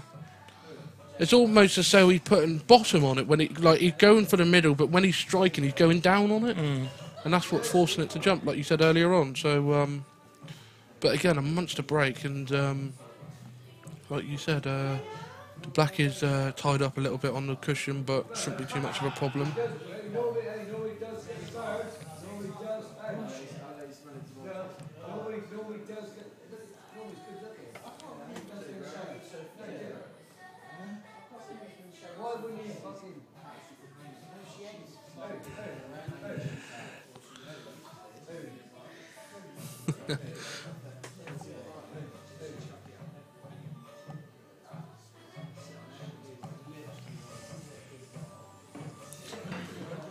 Well, even though we only potted reds on the break, he's gone for yellows because he fancied, because they do look nice. To be fair, both colours look lovely. So, but he's opted for yellows. Just had a message from Dom actually saying that he couldn't this weekend because it's Dad's birthday weekend, but he'd be up for it next year. Yeah, so straight away you're getting I did message him. The numbers are going up, man. You've got to start preparing now. Tomorrow morning, I want you on the computer with your Excel spreadsheet working out the schedule for next year. Yeah, no, I did message him. Oh, we were on about like staying up on the Saturday. Yeah, I remember you saying before that you the guys were going to come boxing, down and stay. Because I'd make a night out of it. Yeah. So if you ever did a weekend event, we'd be happy with it. Yeah, the only thing I'd probably look at next time is probably even starting early, even again. But then, I think what you did was great with the local players played early. Yeah, because none of them minded, and stuff like that. And I know that if they got through, at least they could go home and get a couple out, like Colsey. Yeah. Colsey loves sleeping, and if he's listening now, he'd be like, "Yeah, I love sleeping." And he played Rick first, unfortunately beat Rick, and then he went home and had a nap and something to eat and come back up again. Oh, did he? Yeah, so that's what went wrong. He fed the beast, went home and eat and sleep, come back. Jez again. He's done this 3 or 4 times today.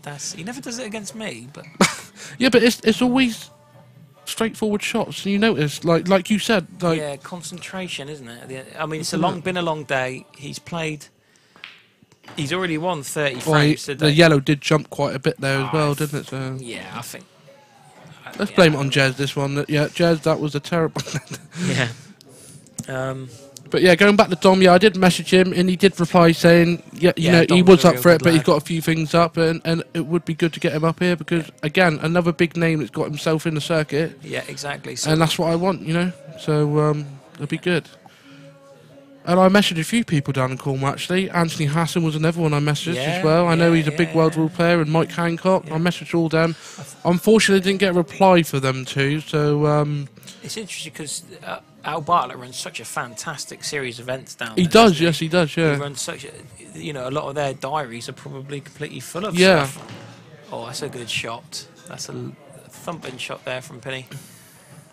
And the thing is as well, we haven't got anything in North Devon. That's something that, like All-Stars or what Alan Bartlett's got, or Q's or Plaza. So we've got to make do what we have got. So well, you've certainly utilised. Exactly. So I knew that 16 was my probably limit for one day. So I wanted to try and get the biggest names I possibly could. And you've done a grand job. Graham. So hopefully we can make a weekender and do a 2-day event and get a double amount of players, which means more prize money, which probably means bigger names, so and that's good.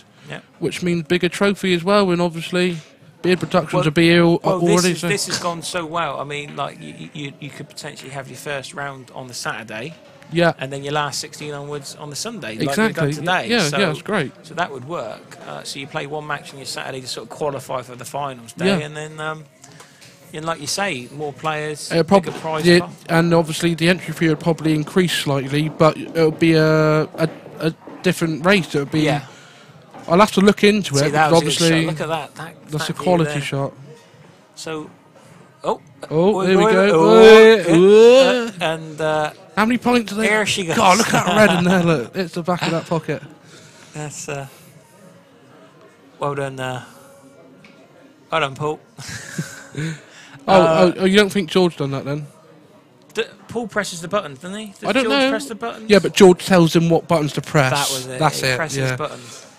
They'll come and bang on the door a minute. It'll either be a high five from George or a punch from Paul. I'm glad we're quite far away from him. Well, they've actually put us in a room here with this, like, there's millions of buttons. I don't know. Yeah, should we press something? Whatever.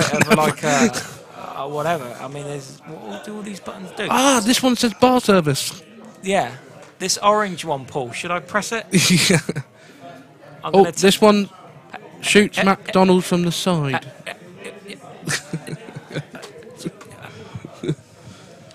French fries from the left. Okay. What time is it here? Dubai time. Wow. What time is it? I think I'm going to make the... What time is it? George does what he is. Brilliant. George wrote that as well. Yeah. Yeah, what time is it?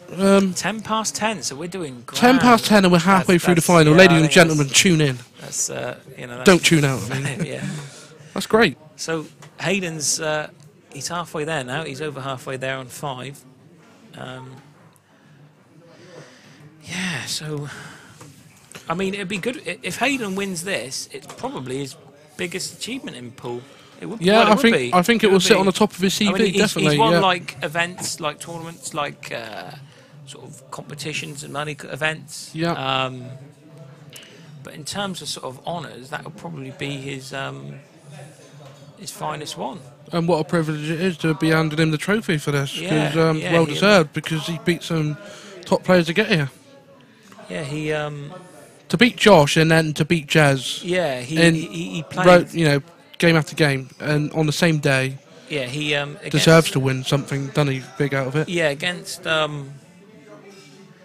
Josh, I didn't think he'd win personally. I thought Josh. Message his back at Peanut and ask him if he wants the money wired, because he doesn't trust Hayden.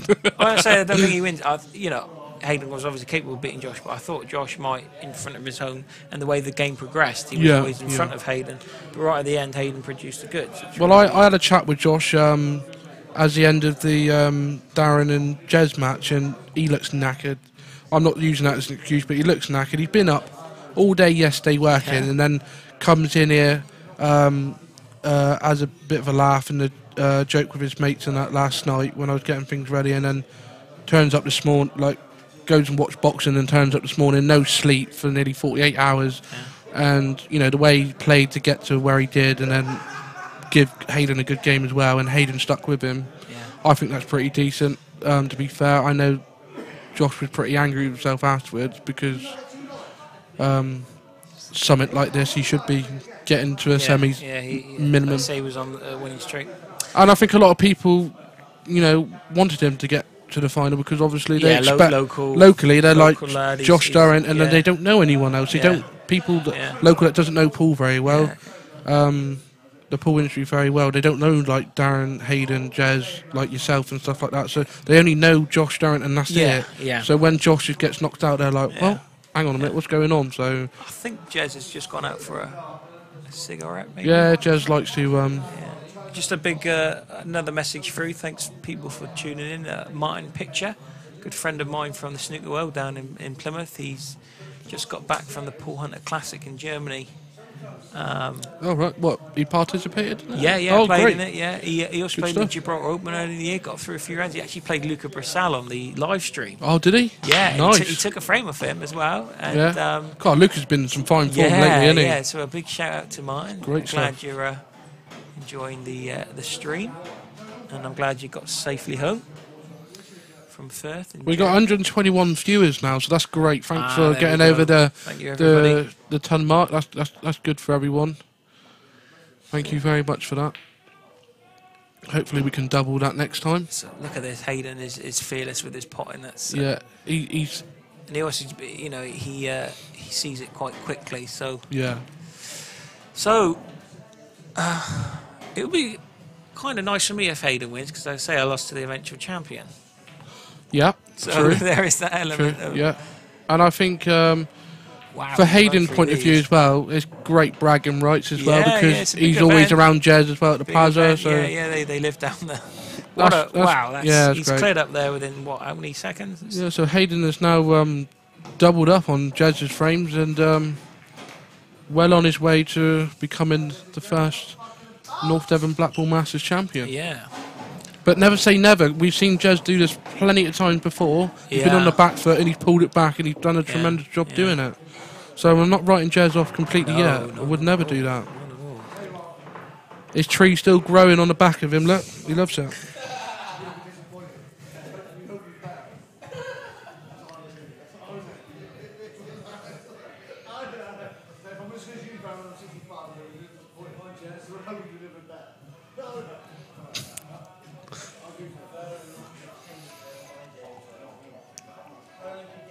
So what's that? It's 6-3 now. So 6-3. Yeah. Jez breaking off for the 10th frame, and Jez will want to quickly follow up what Hayden just done there. See them well. And again, he's potted off the break. I think he's potted off near enough every break, bar two that he's gone in off. Look at the reds. I mean, this is today is. If you were to replay every break today on live stream, hitting slightly off centre there. No, that's me. Yeah. Bit them well. But before, we've seen him sort of screw back. Yeah, I think he really tried different sorts of breaks today, and he's made that front ball in the middle bag numerous of times, isn't it? And it's been the same every time. But like you said, look at the reds. He's been gifted here, and he needs to take these out. Obviously, see, and this is the difference. If this is Hayden's down already, and he's probably Hayden took 3 out. Yeah. Whereas Jez, Jez takes a little bit more time, and that's probably experience. That's, you know. That doesn't mean one is better than the other at potting. Not at all. No, not at all. They've got a different process to work around, and it's the same for all Q Sports, isn't it? It's, so I think he's more sort of making sure of the map here, because obviously he might have a little issue with the yellow bag, top left-hand pocket. But both of the reds easily go into the green pocket. He's just got to make sure he gets the right angle on the right side of them. Obviously, he's got a red over the bag here, bottom left-hand corner, the black's over the middle, so it's really just negotiating the top part of the table here.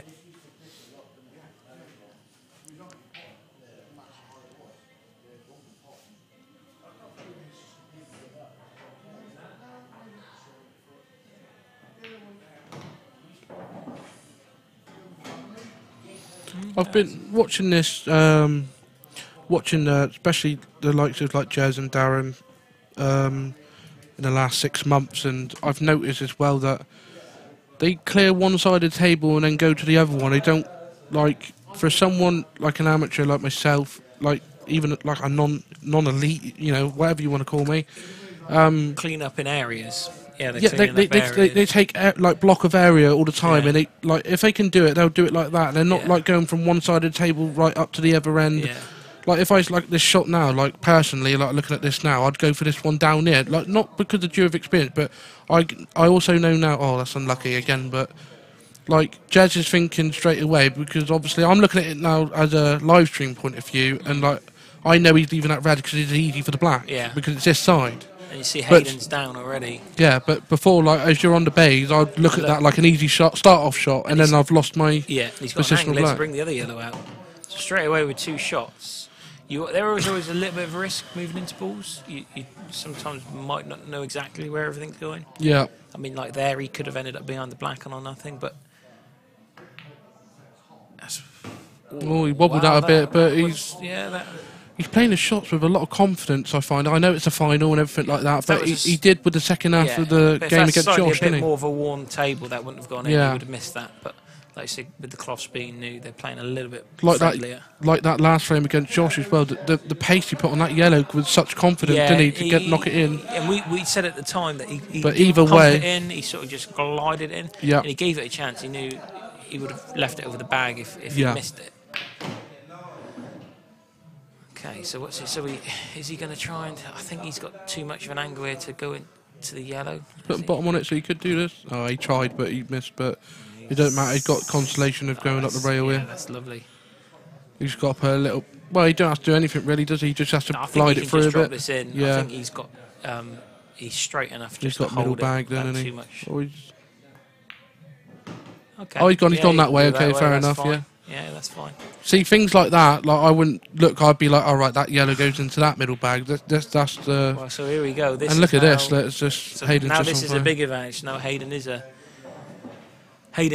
firm favourite now because Jez would have to win this game 6-1.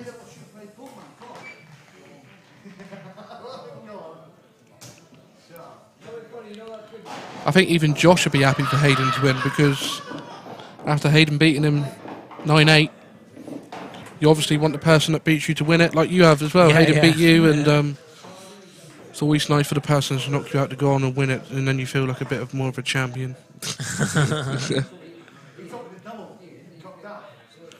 And Jason Beck is still here as well, and I'm really surprised because he can handle his drink and he can stand and talk and drink throughout it, and he's still here, which is brilliant to see. I can see Jamie's in the background there, so Jamie and Darren come back from their meal. So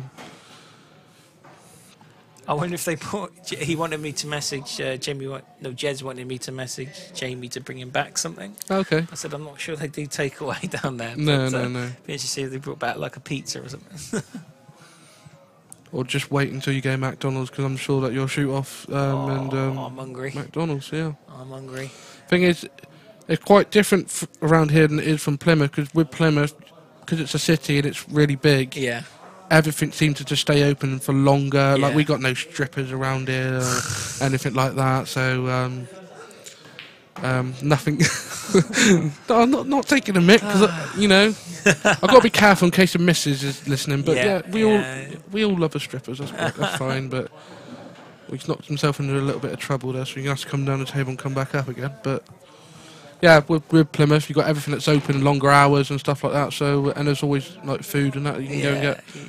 So, but with Bideford, unfortunately, everything shuts at 6. Yeah, 6 p.m. So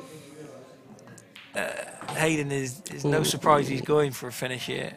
It's a bit mental maybe, but he's obviously feeling good and he doesn't want to give. He wants to get this job done. Wow, he's actually got a really nice angle here. That's perfect. That's absolutely perfect. So this is all about pace now, and we saw players have been the pace. See again, he's underdone it, and again that's fear of the table because it's been running so fast. So the pot's easy enough for him because we know he can do that, but he's obviously going to cannon. I still fancy it. In fact, I think Cuba might push itself down off the red here. It's a great pot. Great pot. And he's got a shot. I think he'll take that all day long. This is like a Blackpool shootout. Shot in spot just a little bit further back. But his opponent just put it off slightly for him, so it's all on him. But that might annoy me. A bit of OCD there if I saw that. It's just off the spot. I don't like it now. Oh, would you think it'd be better for him to play the double and go for the bigger pocket at the top there with the red? Oh, Hayden's potting this, and he's probably making Jez probably would go for the big double, wouldn't he? Oh, wow. Wow, goodness me. He's missed that ball. Wow. Will that come back to bite him? It was a big pocket, wasn't it, for him to play the double? Jez probably would have gone for it, wouldn't he? That's not the worst shout. Yeah, actually, that might have worked. I've got a long list of things I've got to talk to Hayden about after this because he's made so many errors. No, but we see things that they don't really see, and vice versa, really. But that 8-3, it's almost he's got like a hand and like 4 fingers on the trophy. Jez would have been 6-0. So yeah, as long as Jez keeps him more than one away, from the, he's got a chance and a good chance. So definitely 7-4. And like you said, Jez is all heart as well. He'll go for it every time. Doesn't matter how far behind he is. So this is a really good shot. It's a great shot, and to be fair, that was probably as good as he could have left the white. Yeah. Really, he's left himself in the open. He wasn't hampered by a ball. So yeah. Now Jez is. I personally would definitely be playing snooker at some point because you've got a red on the cushion, you've got a black on the cushion. So if Jez plays the snooker and Hayden hits the snooker, hits it, he's moving the black away from the cushion. Yeah, he may even do it now. He might play this up the rail. It's a win-win situation, right? And yeah, I would be playing snooker because I think it's. So you could play this one up the rail, leave it over the pocket, and snooker Hayden at the same time. Yeah. And well, he may just go for it. Yeah, he's done that. Oh, he's potted it. Oh, okay. Well, that's really okay if he's going for the finish, but he's going to be left with a slightly precious black. Saying that, he'd probably leave a double. Or a treble. Yeah, it's in prime position for him. He's already probably looked at it and thought about it. That's as good as him playing a ball down the rail.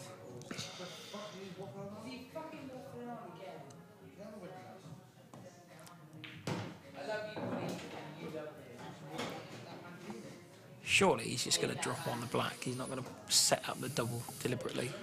I don't know. Nah, he's... Quick wager, what's he going to do? Nah, he's going to drop on it. Predict it. He's going to drop on it. I'm going to say he's going to go for the double. Nah, he's got to be dropping on it. I know he's ultra successful with doubles and triples, but there's no need to... Look, if you get behind it, you're not missing it.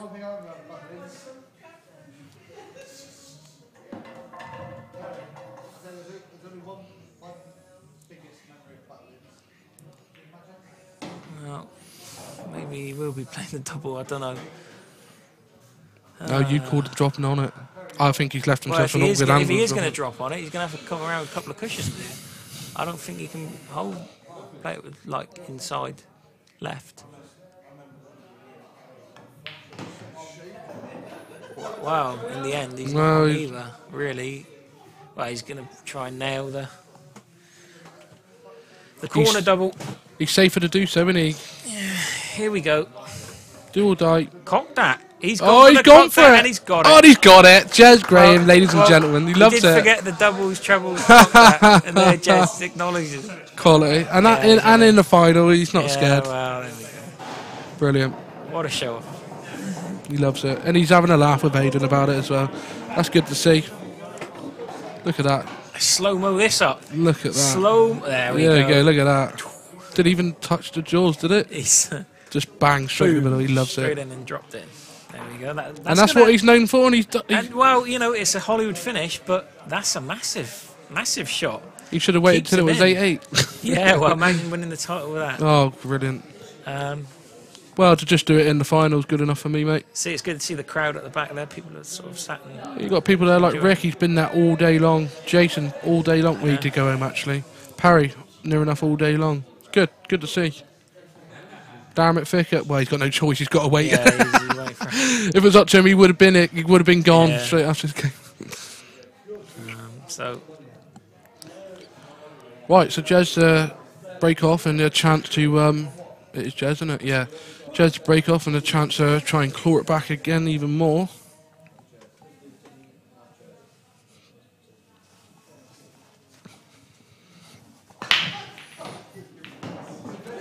That white was going in then, and the red just saved it for going in. And again, look at the break. Reds, yeah. He's gifted for the breaks, isn't he? He loves it. Yeah, look, watch this, look, for the replay. And watch this white, look. God, that yellow. Lucky that red didn't push it in. Yeah, the red really bumped it in as well. Lucky or fortunate, I don't really want to call it.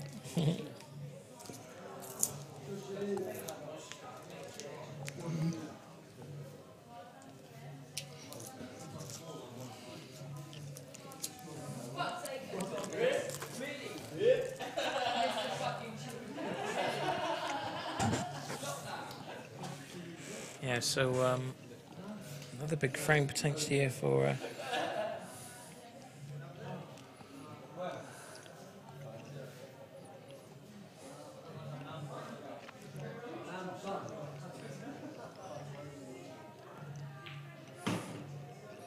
Is he? Yeah, just held up just in time.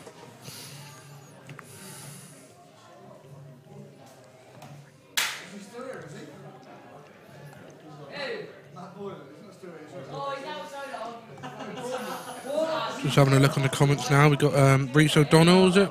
Yeah, Reese. Yeah, he tuned in. Great commentary, Daisy. You getting all the thank you, fans. Yeah, all the fans for you coming in for you, mate. John Edwards, who invented the Blackpool rules? I don't know on that one, but I'll ask my best mate Google. James Sambuni, I take it that's Jamie Sambuni. Yeah. Daisy loves it. He does love it. Hi, Booney, mate. You right? Yeah. Richard Cameron, pissing myself laughing. The sponsor will get more than the winner. Yeah, well, that's say no more. Say no more. That's about. And Hugh Slong, 1, 2, 3. Great stream. Yeah, we do agree with you on that. Great stream it is indeed. Thank you for the nice comment.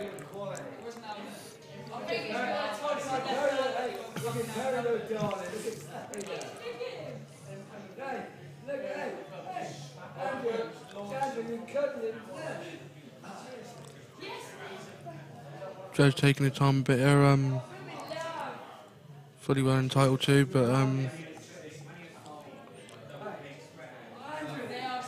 got a little bit of work to do, but not too much, and he can drop this one into the middle and hold for a long red now, I think. Would he play it? Yeah, would he play it? What side of the black would you think he would go for then? With that, can't really see. I think he's going to drop the red in and obviously play for the gap between the yellow and the black. But you know, I fancy him to get this side closer to the black spot or the other side? No, the other side. The other side. He's got too much angle to hold it like that. Yeah. But I fancy it. I fancy him to find the gap. You know, the pots. You know, he should get the pot.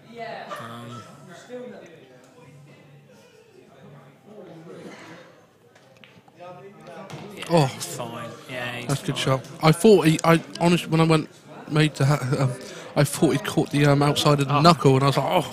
It was quite natural. I think, I expected just to put that and then find the gap. So just got to put a little bit of bottom on this now, and just done it, and into the middle he goes. We might double it. Yeah, for the hell of it. Long double, go on, Jazz, you do it. Yeah. Long double.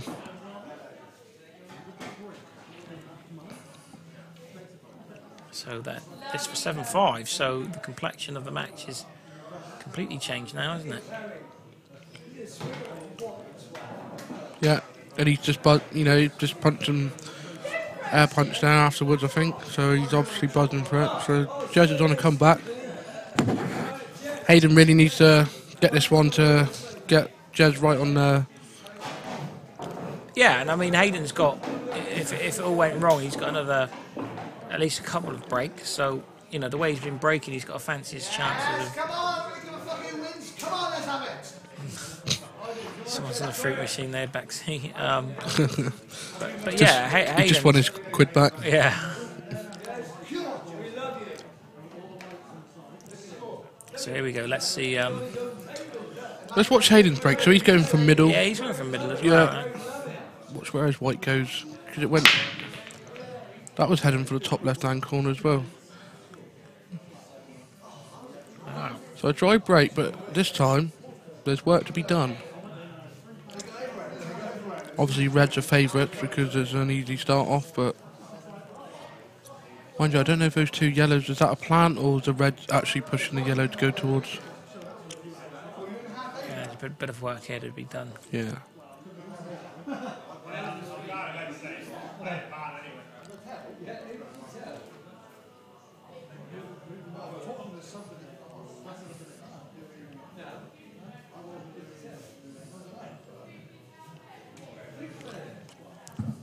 He's having to see that red just right behind the yellows and go without disturbing the yellows.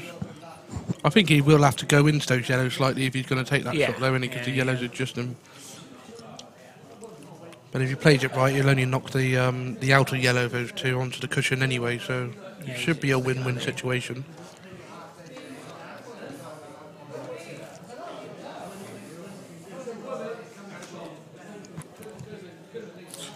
I think this red down here, that's in line with the black as well. That goes into the bottom right-hand corner as well, so... Not this one here, but the one nearest to, tied up to the yellow. You can get behind it. But so they all go, I think.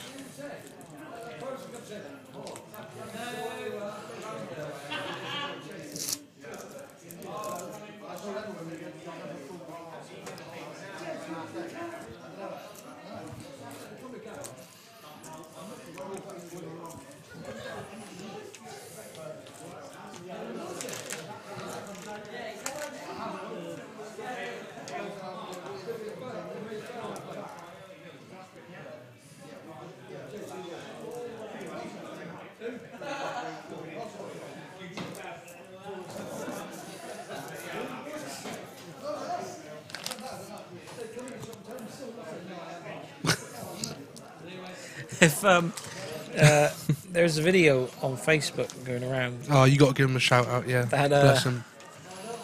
Is it Sean Gifford? Yeah, Sean Gifford posted it. Yeah, Sean Gifford has posted, but he has tagged Nick Chalk into it.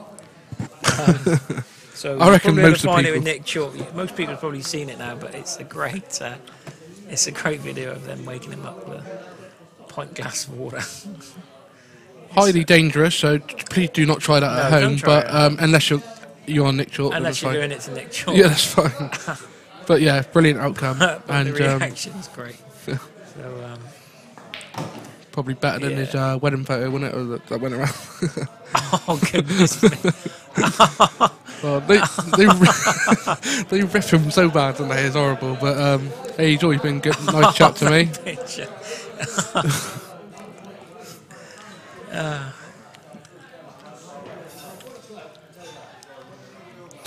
Have hours of fun with Chalky.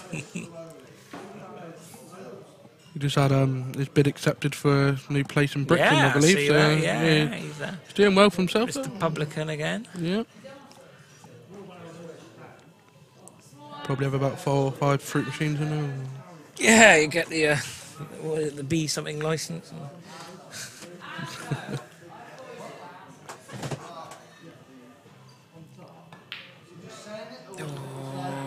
Be happy with that. Yeah, Jazz really need. Well, that. Well. Yeah, wow. It's not the worst outcome for him. No, it's not. I think Jazz would take that. That's saved him big time, really, because. It wasn't the easiest shot in the world, but you'd expect Jez to pot at it. Hayden really needs to get behind us now, and yeah, that's a good shot. Yeah. Just to hold play up a bit. Yeah. So this is now a big frame, isn't it? I mean, it's a different thing for 8.5 and. It's a big frame for both, really, because like if Hayden wins this, he's won away, obviously, and with Jez, he got back within that 2-frame grabs again, because Jez has always been on the back foot, hasn't he? Yeah. Has Jez been in front? Yeah, no, Hayden. Hayden's always Hayden been. went 2-0 up, and ever since then it's been. And it's a bit like that with Darren with Jez to start with, wasn't it? Jez was always on the back foot, and then he pulled it back and went in front, and then obviously changed. Changed that match, did.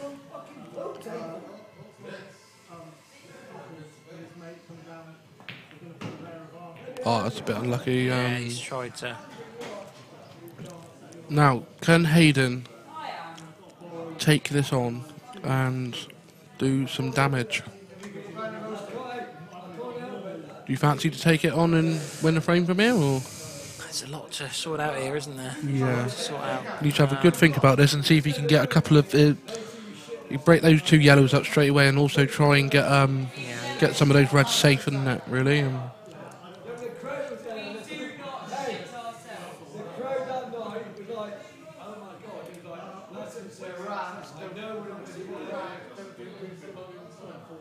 I know we're not going to be Andrea. I know we're not going to be Andrew and Terry.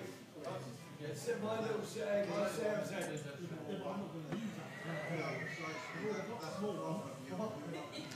Yeah, there's a bit of work to do here if he's thinking about. No, that's not going to be good.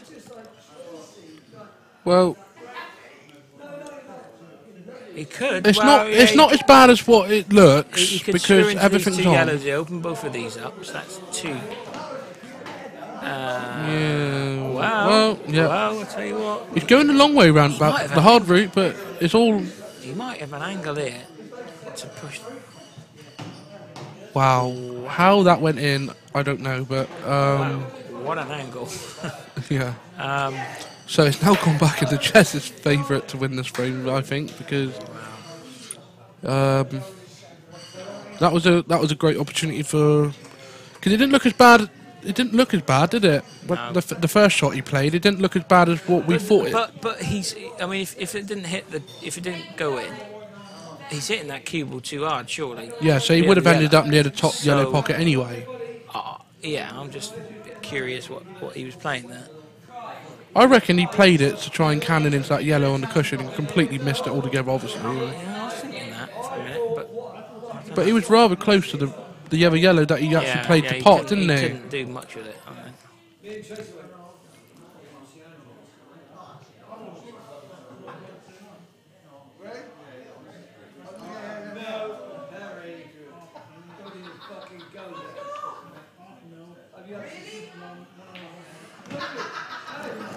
Okay, so he's just potted Hayden's yellow, get that off the table. Now he'll start to clear his own.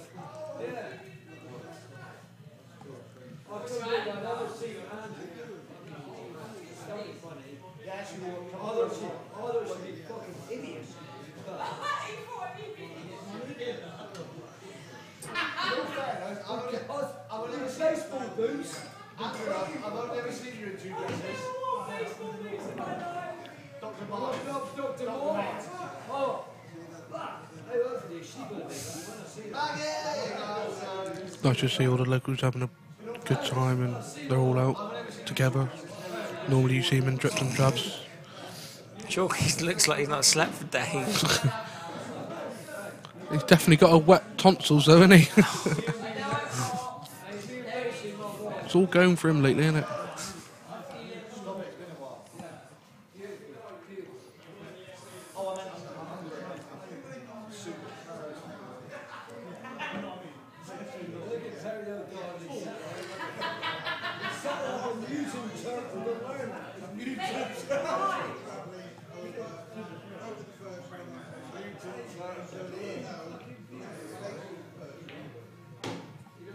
Oh, he's under hit that. He's not happy with that at all. Hit that. Oh, what's he going to do here then? He can't play the double, can he? That's it's too quite far. poor, really. I mean, He's going to have to play that gap in between the yellow and the cushion and try and push the yellow into the middle of the bottom cushion and try and hold for the pocket. Really, it's the best he can do. And if it does pot, at least the white's down there to be able to. I don't think you can squeeze it and pot. I mean, he's. Yeah, I think it's too small of that. Yeah, he's angry with that.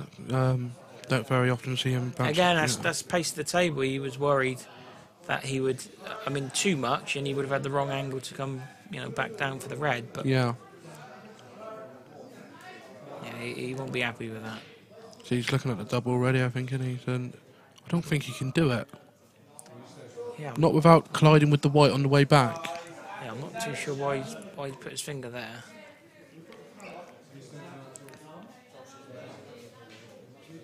Because this sort of double, because the white's so close to the red and the angle, surely the... Well, it might, if he's sort of, Well, if he pulls it off, brilliant, but I don't know whether or not he's going to get on him. Yeah, it's possibly on. Yeah, it wasn't a million miles away. Well, it's great effort, but... Well, right then, Hayden, opportunity to put yourself away. Does Hayden do this, or does he play that yellow there and try and put the white up behind the yellow bulk? The yellow looks as if it's glued to the cushion, so that makes the pot easy. Wow, he's playing the double.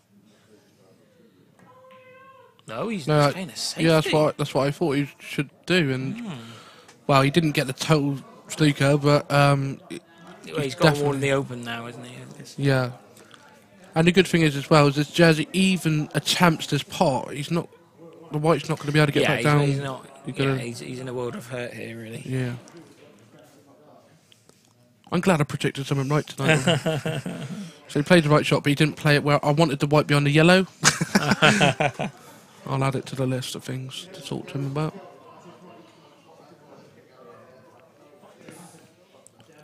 He's just telling Darren McVicker there what he intended to do, but got it wrong, and he said that I bet Glenn will have a word with me afterwards about that.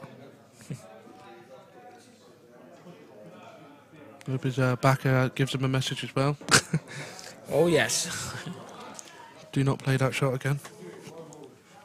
Otherwise the dog gets it. Well, Jez is trying to concoct something here, but I think it's a forlorn hope myself.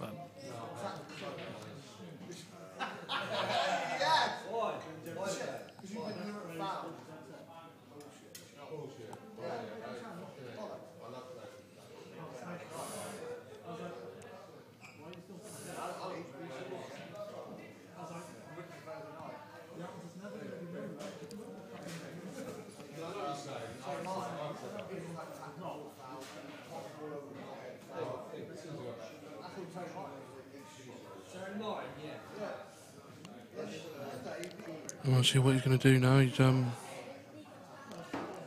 He's not contemplating playing the red on to the red, cutting it and bringing the other red into play. He might be, but I can't see. Surely he's too far away from the pocket to do that. Yeah, that's what he's contemplating, isn't it? You can see. I can't see it squeezing. You're too far away from the pocket to be able to do that, surely, isn't it? Yeah, I don't think it's gonna. He's going for something then. But then again, what else has he got? He'll be bringing both reds out. Yeah, exactly. That's what I was thinking. He's got to hit this very hard. And inch perfect as well. He can't. I think he's got to hit this quite hard if he's going to play that. Yeah. Yeah, that's what he's going for. Oh, he's fluked. Wow. Oh. Can he cut the red in? I reckon he. Wow, Hayden's fuming. Well, he did play. He had to hit it hard. Oh wow.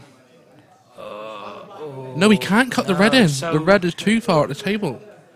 I don't think he can. No, so he's gonna have to come up and down. I think that's the only shot he's got. Up and down. Well, he's probably looked at some double here. I think the jaw's in the way. I think the jaw's in the way of that angle. I'd be happy with the white. Well, yeah. Again, he'd have to hit that quite hard to straighten it up, to get the angle here. He's got to, and he's got to if go. If it was me, I'm going up and down because I think that's quite a big target, actually. Yeah. You've only got to hit half the ball. You've got half a ball. But he's leaving Hayden on whatever happens as well. Yeah, I fancied him to get that. Yeah. Because any half of the ball and you pot it. Yeah. So it was so close to the pocket. So this is for 7-6. He's just going to be a little bit careful he doesn't cannon the yellow here, because that could be an in-off.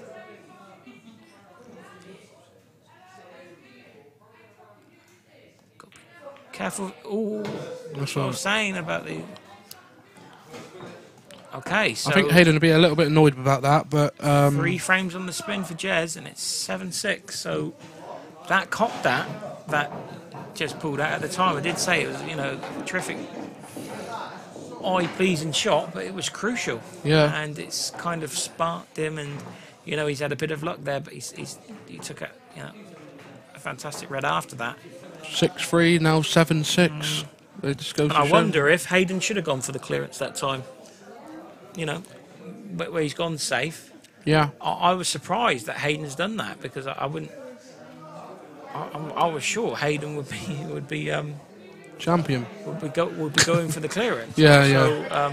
Because that's his motivation, though, and that's what he does, though, isn't it? So it was quite weird to see something that. Yeah. So we were. So there we go again. So it's the red that come off the white that went in. The other red. Yeah, I thought it was the first red here. So wow. Wow. Well, give it a bash. So Jez needs a. I don't know who Jez is, but Jez needs a massive. This is massive. Thing. Yeah, he needs to have a big break now.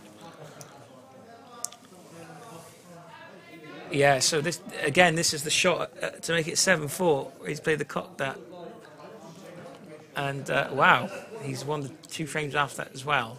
He's sticking with the middle back in it. And He's gone dry. Nothing. He's gone dry. Has he got a safe white? Has he got a safe white? I think he might. Hayden conceded yellow just below the black spot. Yeah. And if he can, then... Well, he can pop the yellow into the yellow bag. He's right in behind it. He oh, can yeah, pop of course, that. yes, yeah. Yeah, he's there. All right, see, yeah. Absolutely. And... black's a little bit covered up, maybe. But it goes into pockets. Hayden really needs to take this. Oh, No, he's missed it. Wow, is he feeling it a little bit? He's seen his lead being eaten away here. Yeah. And you know, 2 of the 3 frames Jez has won. I mean, one was the cocked out. That could have not gone in. The last frame he's had a fluke, so maybe Hayden's feeling as if things are going against him. But you know, that's a surprising miss because he was right behind that. That was a surprising miss. Maybe he was thinking too much about positional aspect of things. So again, a golden opportunity for Jez to make it 7-all, and I kind of want it to go to a cider. You know, they're both good friends of mine, really good mates. So And for me, and for the tournament, it would be a fitting finish. I'm just glad it's going like this and it's not one-sided. It's good. Even though it might mean me missing out on like some sort of fast food thing. But I know. It's I've got a roast dinner that's been saved me since 1 o'clock. So even if I have to eat that cold on the way home, it's fine. So what an opportunity for Jez. So that dry break didn't cost him. He's had another bite of the cherry. Never underestimate Jez Graham. Brilliant. He's sticking in there, and Hayden must be gutted at the minute. He was cruising to victory, and now it's back in the mountain pot.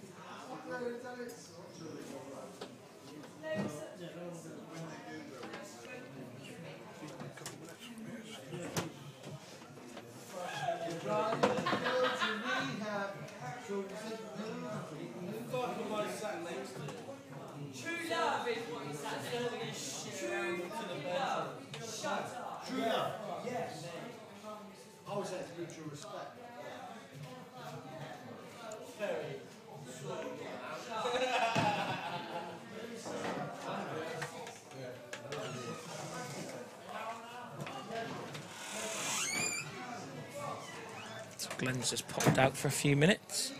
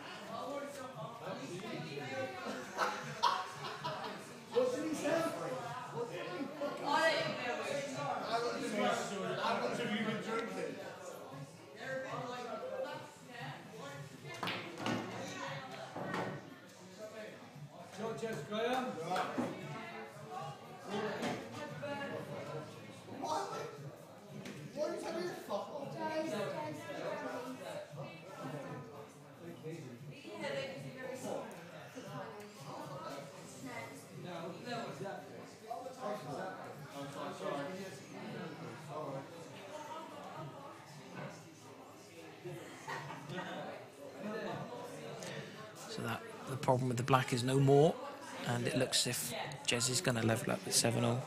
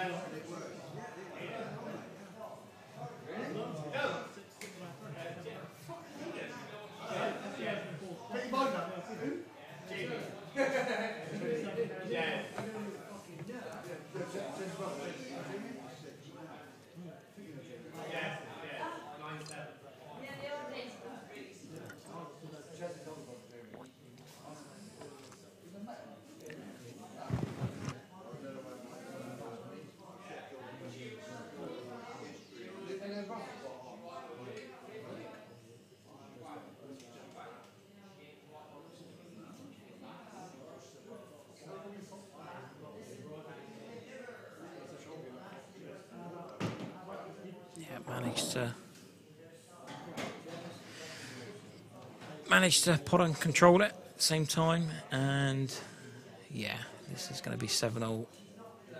We're going to have a best of 3 match for the title, a difference of £400.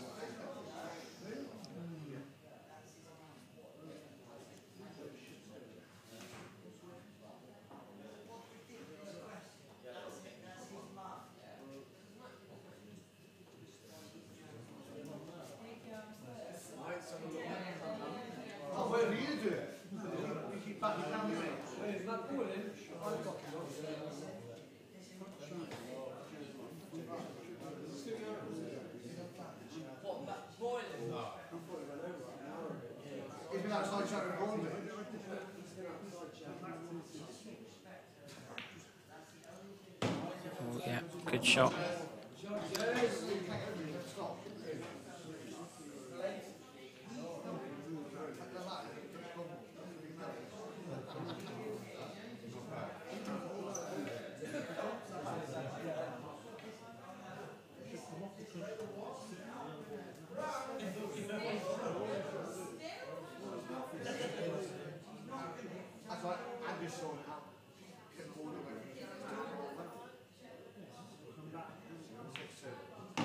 Yeah, good shot.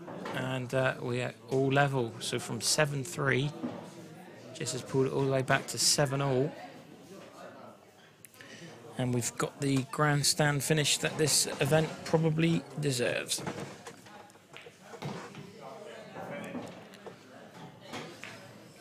Who's your money on now then? So, you know, Hayden has got the break here and potentially in the decider if it goes that far.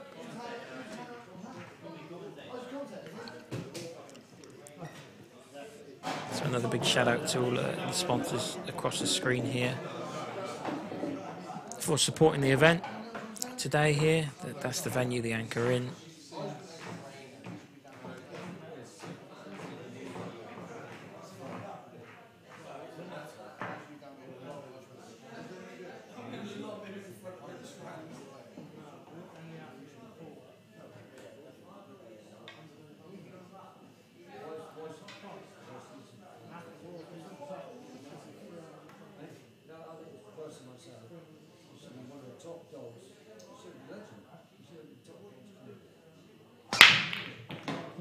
Crunching break from Hayden, but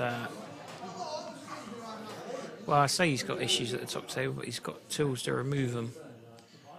So yeah, look at this break. Wow, there's a red that goes in the middle bag in a second. That one coming around there, bang, knocks the other one out of the way. So Hayden's got a good chance here to play the yellow, open the yellow up. Just needs to make sure the pot has done. What's it like? Oh, he's unlucky. He's unlucky there. A, he's not really on a colour. B, he's tied 2 yellows up and all the reds now pretty much go over.